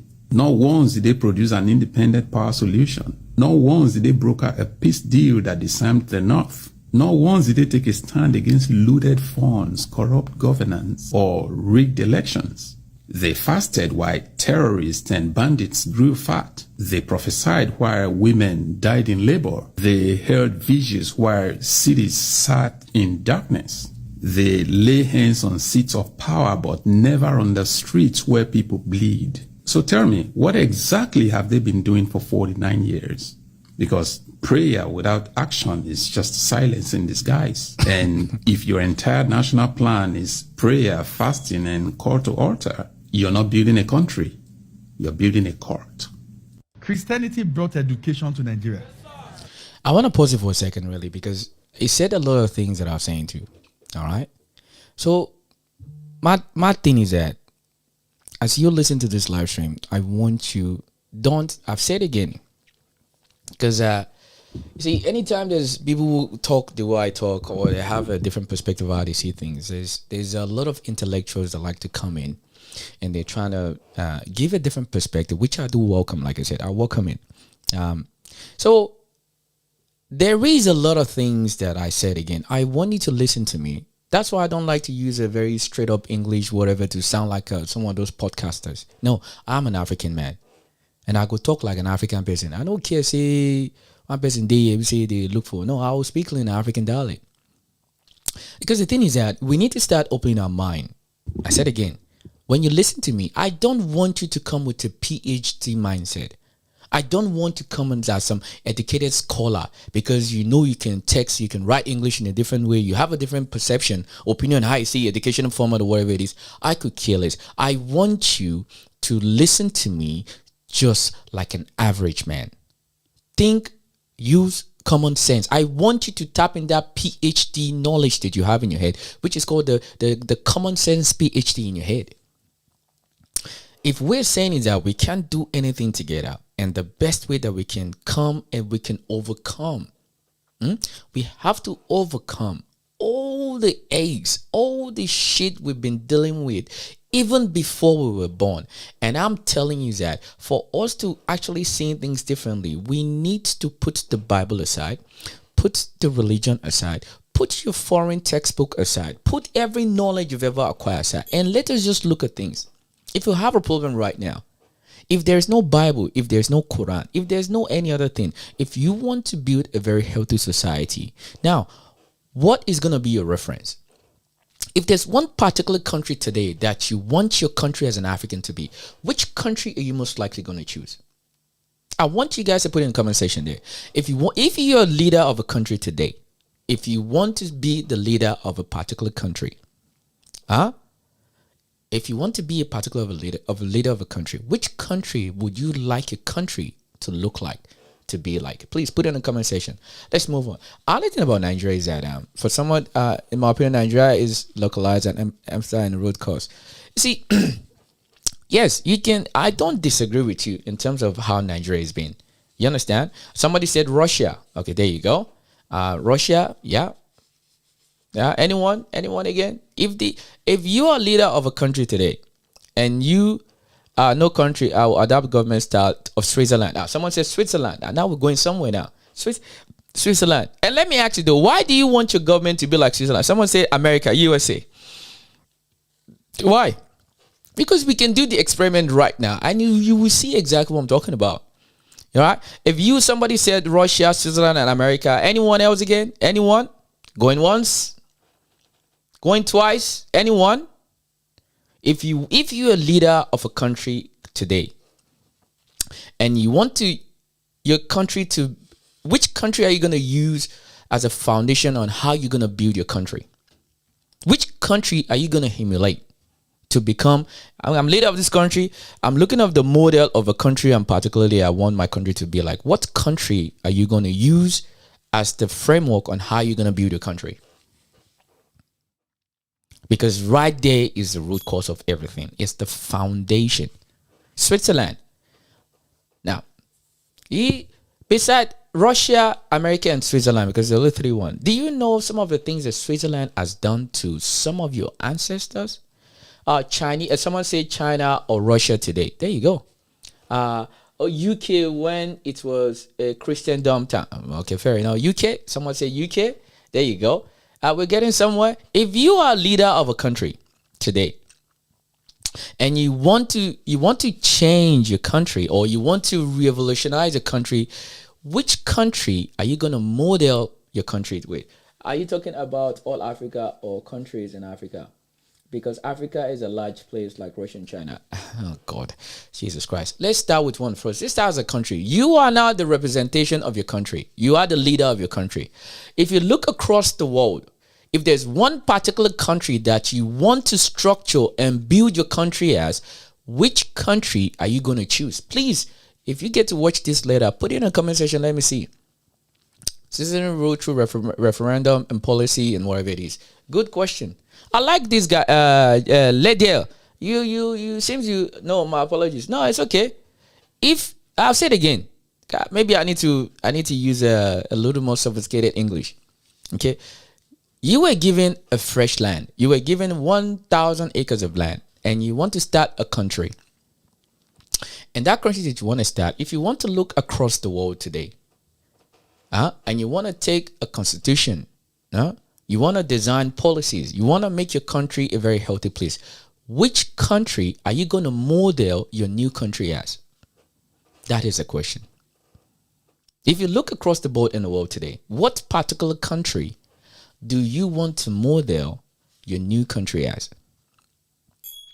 Because when we start thinking that, then I want you to start looking at yourself. Any country that you choose, I want you to now go back and look at those countries.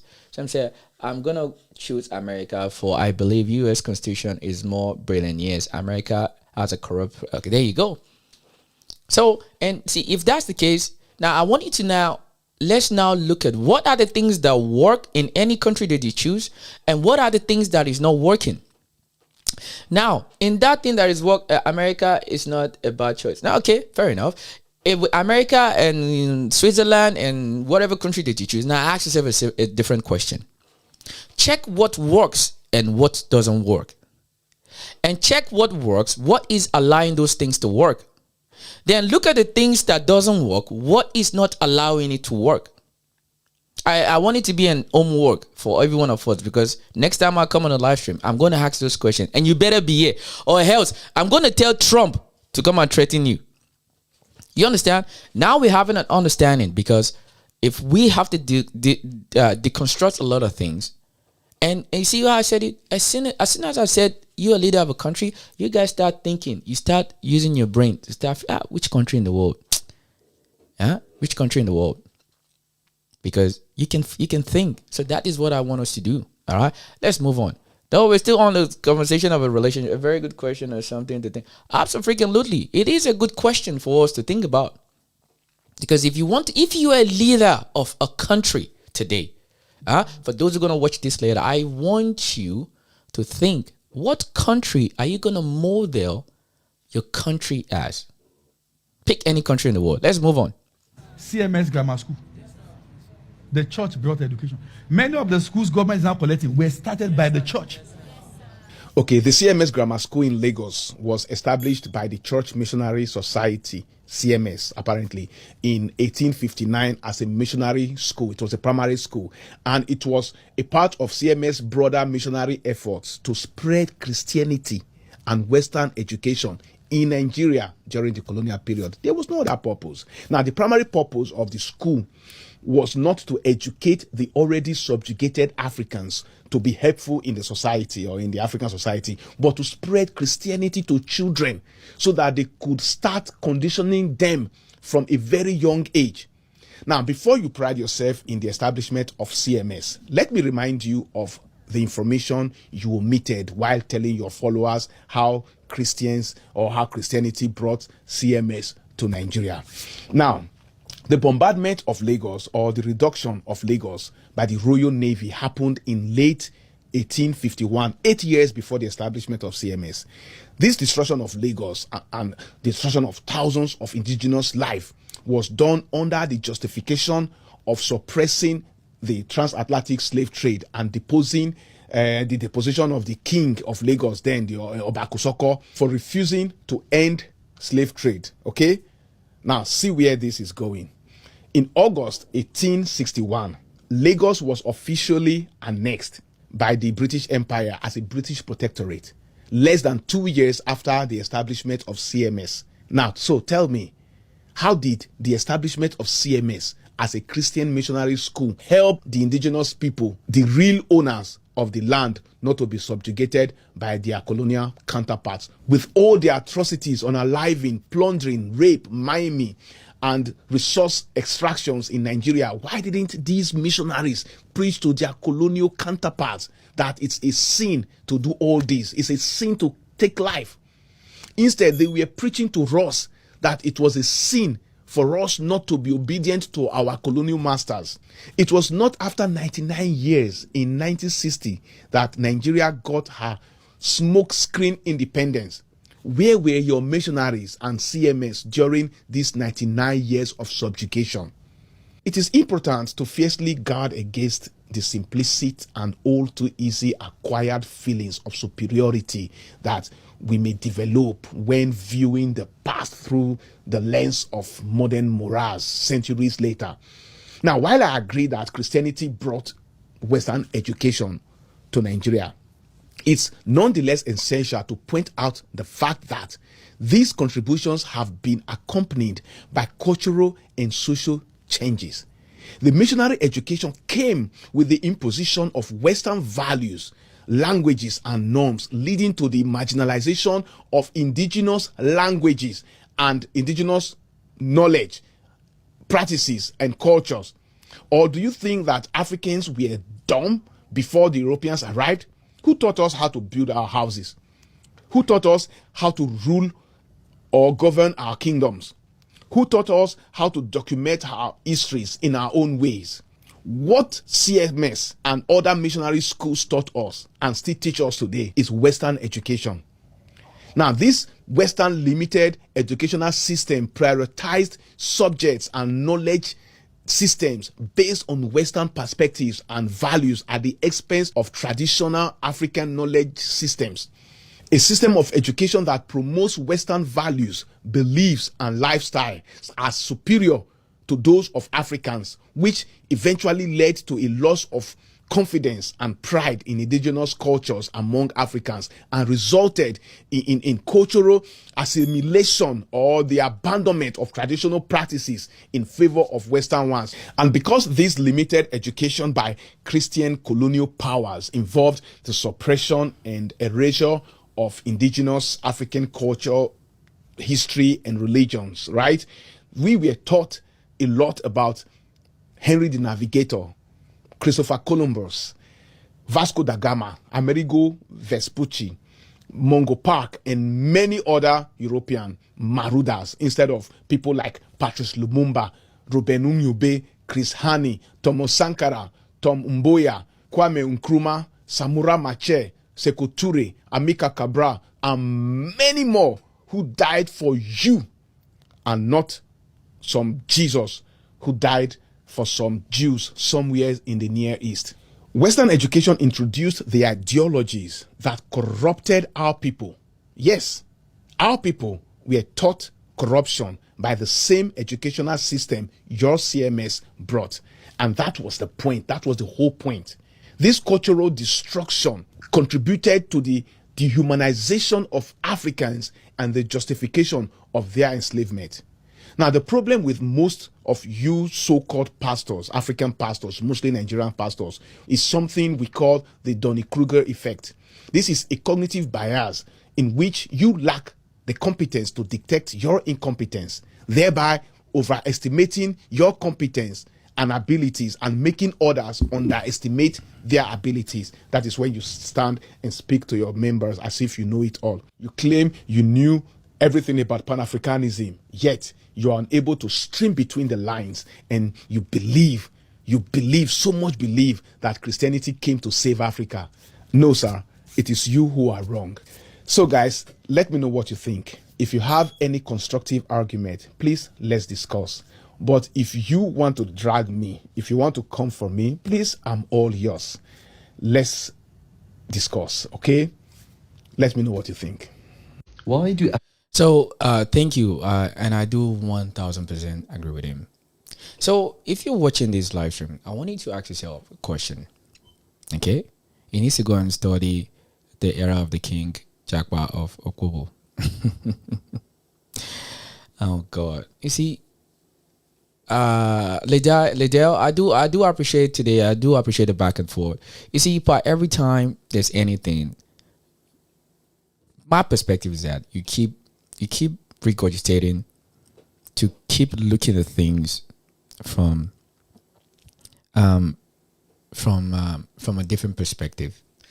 But this is why I said I want you to be able to look at things out of anything that you've learned, out of any history. Go by what we see today now in this modern world today. Go by what you see in today's modern world. And the last video I'm going to show before I get back to the other studio, I get back to the studio, is that I want this boy to say something that was quite very important. And I want you to listen to this as a Muslim, as a Christian. You believe in God, you don't believe in God, you believe in spirit, you believe in ancestors. Listen to this boy. Let him say something that I think might open your mind a little bit. Africans still worship foreign gods. The bigger question, why are Africans still dominated by foreign gods and religions. Christianity and Islam were used to justify colonialism, keeping Africans in a submissive mentality long after colonialism ended. Many of these faiths reject modern medicine, instead clinging to faith healing, just worsening things like AIDS and HIV. Ladies and gentlemen, let us not forget that the Catholic Church condemned the use of condoms, which led to the spreading of AIDS and HIV on a scale never seen before. And lastly, Africans are taught to pray for solutions instead of actively working towards this. Ladies and gentlemen, this is a trap. This is a way of controlling a person. What is the best way of keeping a prisoner imprisoned? Is to have the prisoner believe he is not a prisoner.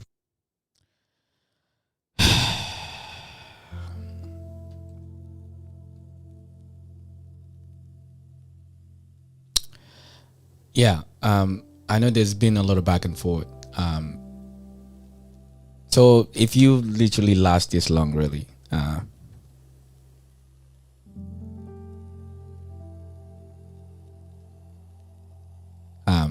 if you last this long, and thank you. I just want to say thank you. Thank you for those who subscribe. Thank you. Mucho gracias, muchos.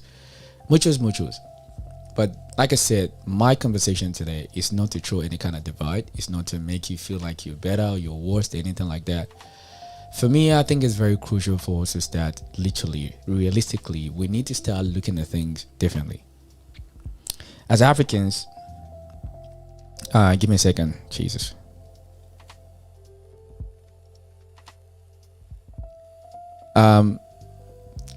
As Africans, if you watch this, please share this video with other Africans. Let's have a debate. Let's have a conversation. Okay? And I want it to be between Muslims and Christians and traditional worship or whatever you believe in. I want you to constructively, I want you to ask yourself a simple question. What has religion done to us today?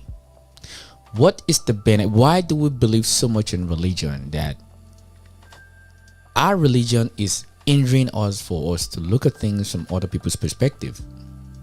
What can we learn from America? What can we learn from the UK? What can we learn from China? What can we learn from Russia? What can we learn from Switzerland? What do they do better than us? If you still want to keep our religion, and like I say again one more time, this conversation is not to discourage you to believe in God or believe in Jesus. None of that. Is that what are other places that we can go to acquire more knowledge that we don't have? I'll say it again. As Africans, what are other places we can go to acquire more knowledge that we don't have?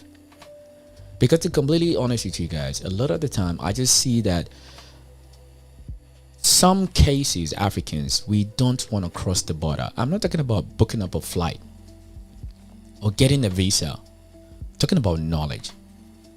Book a flight and go acquire knowledge.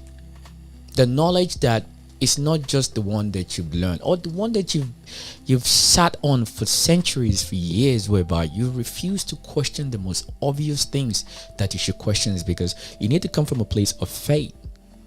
And as long as your faith doesn't tell you so, and yet you're living in trenches, you can't afford to provide the basic necessity that you need for you to live a fulfilled life. One of the things that I observe of Africans is that we are so traumatized. We don't even know that our trauma is something that we've completely lost hope to get.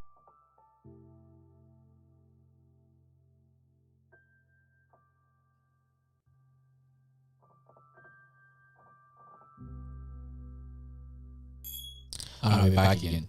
See, sorry, my things drops down every once in a while, so just enjoy it.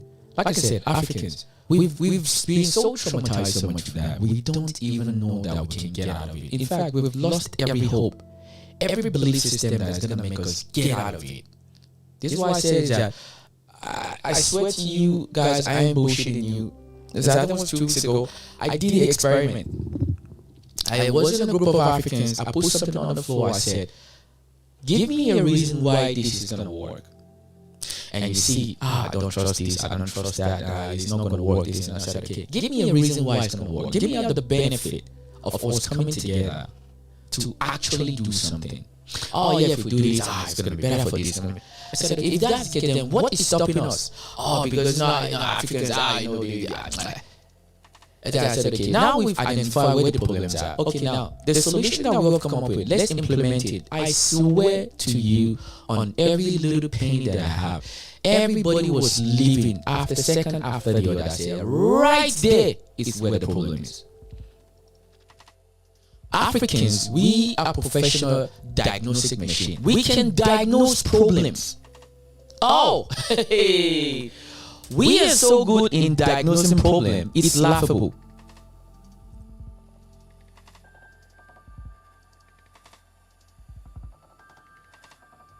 You understand? Africans, we are so good in diagnosing problems. We can diagnose the most basic things. Our brain is so open whereby we can see things, we see patterns.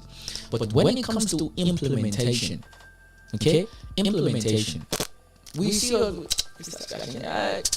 bro, you know, this thing, that is what we do. And one of those conversations that is extremely, what I'm talking about is extremely triggering for Africans to really want to have is conversation about Jesus, about Muhammad, about the belief system. Even if I tell you that Islam was brought to Africa by brute force. Someone said, I don't think studying in Europe will cut it because you learn all European policies in European. Transporting into different African environments is complex. Absolutely. That's it. Now, see, Libby, now we're talking now. See, now we're talking. That's it. All I'm saying is that this and one other thing again. And I want us to do this because when we have this sort of conversation is that there's always a reflection about colonialism. You know, they come terrorize us. Yes, they did. That was thousands of years ago. And the consequence of those things that transpired, and we're still going through it today. We are still going through it till today. The consequences of action in the past, we're still going through it today. You understand? If you go to Silicon Valley, which is the tech streets in America, you want to tell me there are no Africans in those places? Some of the inventions that we use in this world, but if I tell you they were made by black people that look like you, Africans that look like you, in fact, they never got credit. A lot of the inventions that we use today, ladies and gentlemen, what if I tell you the internet that you're using to look at me right now, what if I told you it was invented by a Nigerian? Would you believe it? Would you believe it? No, most people are not going to believe it. They think it's a whole lot of bullshit. Because a lot of people think internet was developed or created by a white man. Because they've created a system whereby we can't even own our intellectual. Because you're not supposed to listen to me because I don't come here bragging about how much degree I have on my wall. Because that is the only time you're going to listen to me. The only conversation that I'm having with people today is that for us to implement any kind of change, the only number one change that I'm more really interested in, that I think is going to sow a lot of seed, is that it's the mindset. We need to change our mindset. That's why I put the title of today is that put the Bible down. Put the Quran down. See where the gaps are. Where can I acquire knowledge? Where can I acquire information that can improve my surrounding? Africa wants to change. It starts with you. Let's forget about the Constitution for now. Let's put about policies for now. Let's not even talk about policy. First, start with here. How can we deconstruct the mentality that's been mandated for us? Because they mandated those policies because we are not informed properly, and we've built our lives based on these systems, this mentality, this ideology. Is how we build our systems. And we're going through a system that the architect of those systems was to manipulate, was to divide, was to conquer. The architect of those ideologies are based on violence. Because, ladies and gentlemen, every government on the planet of this earth holds money to someone. Then you ask yourself, who do they hold money to? There are very maybe in total maybe 4 or 5 countries on the planet of this earth do not hold a single penny. Every other country on the planet of this earth holds the bank money. Literally, the entire world is holding a bank money. Then you start asking yourself, like I said again, the architect of the structure how the world works today, the foundation of modern banking was from a king going to war. So the intention of why we need to start doing credit system exchange and all these things started because of a war. The one that Arab came to Africa about 2,000 years ago, it was because they came there because they want to extract resources, and they didn't come there to come and shake hands in good faith. They come with their guns. With their swords. They terrorize neighborhoods. They implement their way. So they tell you that you need to dress like an Arab man because that is the only way you're going to go to heaven. They tell you that you need to know the surah from A to Z. That is the only way you're going to go to heaven. The basic common sense thinking is stripped away from you and replaced with the book. Said, read this book. You understand? Read this book because this book is the truth. Your critical thinking skills is not the book. Because what the book says, you have to go by everything that the book says. But when you read the book and read the book so much that you understand the book from A to D, but your actions does not reflect the book. And when somebody trying to question you about it, you tell it that it's fate. Fate will keep Africans sit in the same situation. They don't want to learn, acquire the skills and knowledge to know the value of where they're sitting on. Underneath your mosque, underneath your church, there's a uranium under there, there's a gold under there.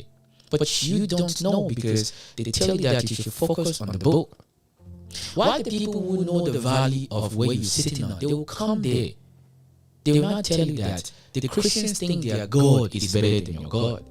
Then you start fighting each other. Before you know, now you fight each other. You don't have the time to sit there anymore. Now the people who give you the reason to fight each other, they'll come there and say, since you've destroyed this place, let's clean it out. Why we clean it out? There's something here. No, since we start cultivating this land, now this one is our own. They will take the resources from you. Now they will not slap you constitution. They say, go and check your policy. Because it's written in your policy that as soon as you give me this land, the land is mine now. Anything that is there now. Because I know it's your country, so to be fair, I am going to give you 25 cents to $1. Because it's written in the book. Ladies and gentlemen, for those who don't know, I've said this thing many times and I'll say it again. The number one, the most powerful object that was created in modern history. Ladies and gentlemen, you want to know the most destructive thing that was created in modern history? It's not nuclear weapon, ladies and gentlemen. This is the most destructive thing that was created in modern history, right here. A pen and a paper.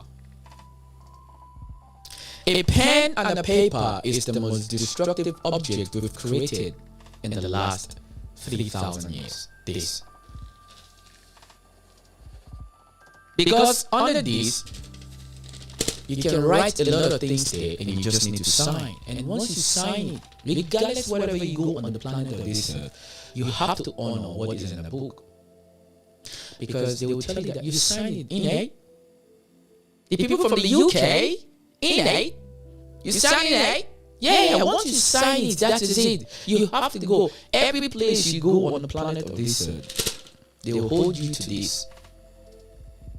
Because when President Trump goes and Iran, when they finish all the war, then President Trump is going to jump on Cuba. And President Trump is a Christian man, innate. So the people in Cuba, they're not Christians.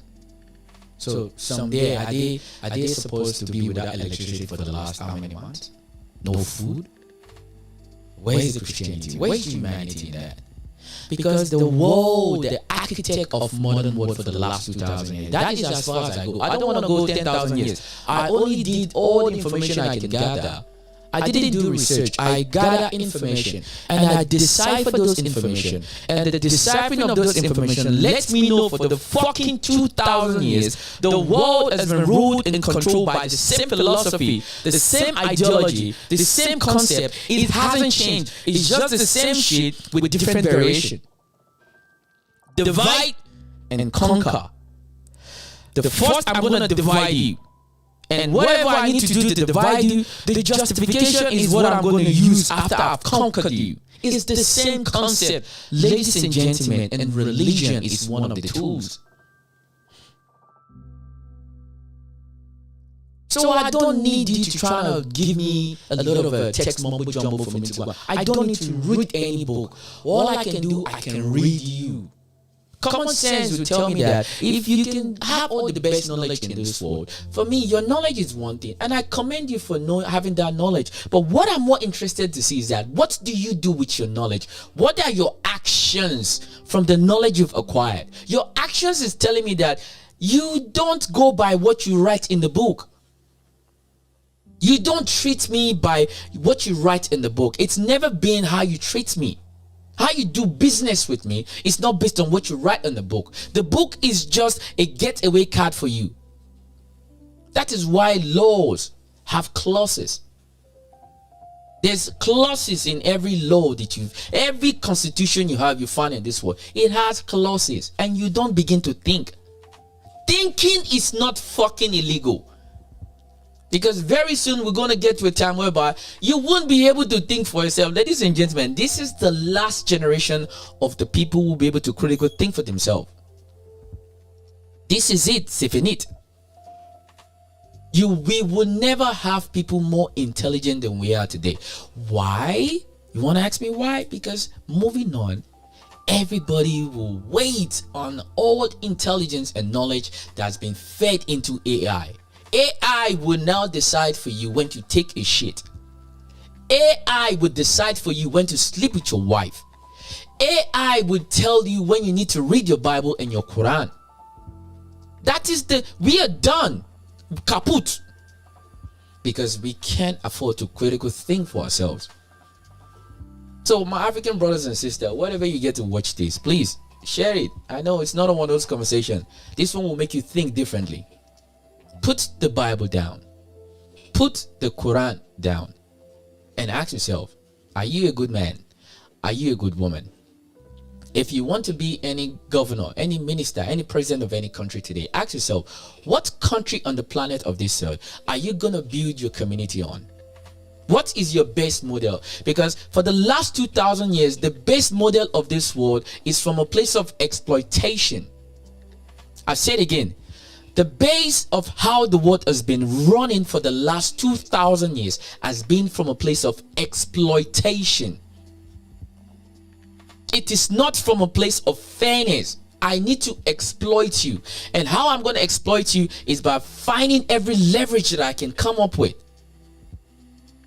The leverage that I have over you is how I'm going to do business with you. So it's never from a place of fairness. Our ideology, all the institution, all the schools is giving you a lot of justification why I should fucking exploit you. That is how it's been. For 2,000 years, it's been the same thing. Because the foundation of how the world has been structured is from a place of exploitation. Someone said, yes, people don't read the Bible anymore. They don't read, but they read our attitude. In my attitude or my character, they would make a fellow man like me or to want to be like me. I want you to be my mentor. Thank you. I appreciate. Why? Because you have become a positive influence on them. You see, that is the thing. See, I'll say again one more time. This conversation today, I don't have any issues with a white man, with an Asian man or Middle East. No, I don't. Because the thing is that you're suffering from the same thing that I'm suffering from. You just don't see it. Because at the side of you is that you feel like you're on top of the food chain right now. And I get it. And I commend you for it. Well done. Because the thing is that every 100 or 500 years, the world changes. China is the new leader in the world today. I know Americans, you want to be mad. You don't want to agree. Hey, we're American. You don't control shit. Excuse my French. Americans, you don't control nothing. Like I said yesterday, if you don't watch it, go and watch the live stream I did yesterday about Governor Newsom, whatever his name is. He said the system is broken. Why? Because American economy, they tell you publicly that they're in $37 trillion in debt. Ladies and gentlemen, that is a lie. What? A bullshit? A bullshit? A bullshit. Yes, it's bullshit because the real debt American hold is about $107 trillion in debt. Go and check. They even have it in their own government certified website that they put out there that calculates how much the debt is accumulating every day. Because when you scroll down, you see what they say, the real debt. So which means every American citizen today, before the ones that are even born, think about it for a second. Before you were even born, you are already owing a debt of almost $400,000. The kids you haven't even had, they are born into debt. Ta-da! The kid you haven't born today on every planet of this earth, as long as your country holds a debt to a particular bank, to IMF or any kind of bank, they are in debt. The banking system was designed and orchestrated. The foundation of banking was war. It was the justification why people put together that would need a bank. So ask yourself, if I want to change my dynamic, my society, what is going to be the architect of why I'm going to build a society? Like I said many times, ladies and gentlemen, thinking is not illegal. Let's use our mind first. So any Africans out there,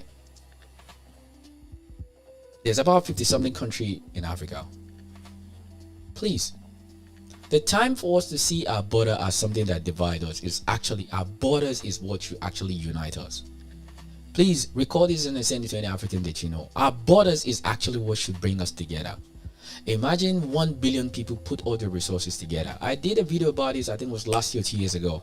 If you scroll down my channel, you find it there. If we combine our resources together as Africans, on an average, we worth about $50 trillion annually. Do you know what $50 trillion is? $50 trillion, every black person on the planet of this earth will move back to Africa. Imagine we can have an infrastructure like China. Just imagine a world whereby we even have 20% of the infrastructures. It's not that we don't have the knowledge. It's not like we don't have the people that can do it. But our mind has been taken away from us. Our ideology, they've given us 5,000 billion reasons why we cannot work together. And we believe fervently that it's not going to work, more than how we believe why it's going to work. They give us more reason why we should stay divided, hide ourselves, fight ourselves. Yeah, the African deal. I hate Nigerians. Oh, I hate Nigerians. Nigerians are scout. That's all the thing you have in your head. You don't understand the benefit that comes with me as a Nigerian. Because the only thing you see is the negative stereotype about me. Because bad news travel 2 times, 3 times faster than any good thing that I do. South Africa is the same thing. Guinea is the same thing. Liberia is the same thing. Kenya is the same thing. And there's a particular bit of country, I'm going to discuss this on my next live. We're going to talk about North Africa, Algeria, Tunisia, Morocco, Egypt. They're part of Africa. I don't know if they are, because they always exclude themselves. That's a conversation for another day.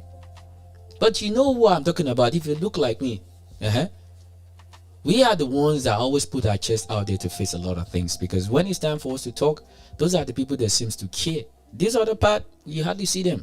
Like I said, conversation for another day.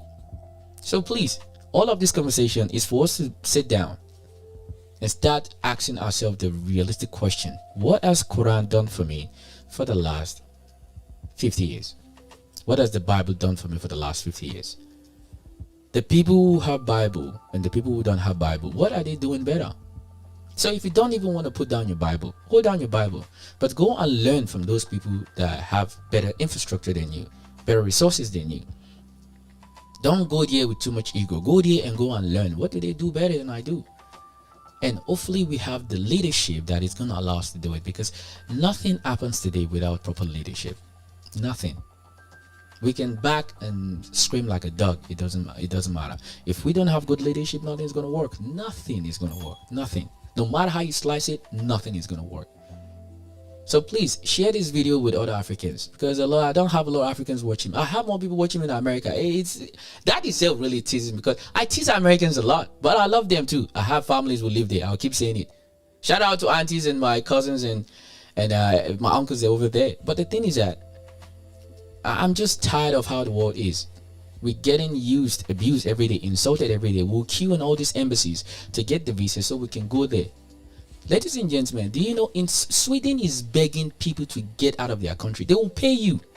We will pay you 30-something thousand euros for you to leave our country. And those places were built by the back of your soil. So if you enjoyed this live stream, please do me a favor. Don't forget to subscribe, comment, share. Let me know where you agree with me, and when you don't agree with me, put it there. I'll read it all. Like I always say, thinking is not illegal, but you can pay me so I can think for you. And please, one other thing again, there's a PayPal thing right there. Scan it, donate, sponsor the show so that I can bring more people here and I can continue to come here. Donate. Because if I was here now showing you how big my dick is, or how fat I have a nice female, or if I have a big ass now, you want to see it. The generosity is what's selling on social media. I think maybe I should make this my next conversation. The generosity sells on social media. Because there's one idiot that I saw on all those content creators. We watch live stream of people showing their asses and telling how big the dick is or how many women they're going to sleep with. Those are the conversations that we see on social media every day. And YouTube is going to promote it. But when it comes to real conversation like this, that is not backed by any state-owned media, that is not backed by any idiot out there, they're just showing you stupid things, like real constructive conversation. You don't see it. But if there's a woman here with the big titties, and the thing is happening out there, and she's you will see a lot of people will tune in. So support the show. Spend your hard-earned money to promote positive things. You see, that is another thing again that we don't do very well. We don't support our own. I'm challenging you now. If you say you like this live stream, use your own hard-earned money to support it. Now you are investing in yourself. I'll say it again. When you use your own hard-earned money to invest in what you believe in, now you are investing in yourself. So invest in this show if you like it. The thing is right there. You can see that paper. Scan it. Go turn on your big TV and scan it. It's much more bigger. Scan it. Poop. Donate. Nothing is too small. It helps because I use a lot of softwares here, and shit is expensive like a mother sucker. Very, very expensive. And I don't even know I'm doing it. But if you don't do it, I'll send Trump to come and knock your door. Thank you for listening to my yap. Like I always say, I'll see you guys again very soon. I beg.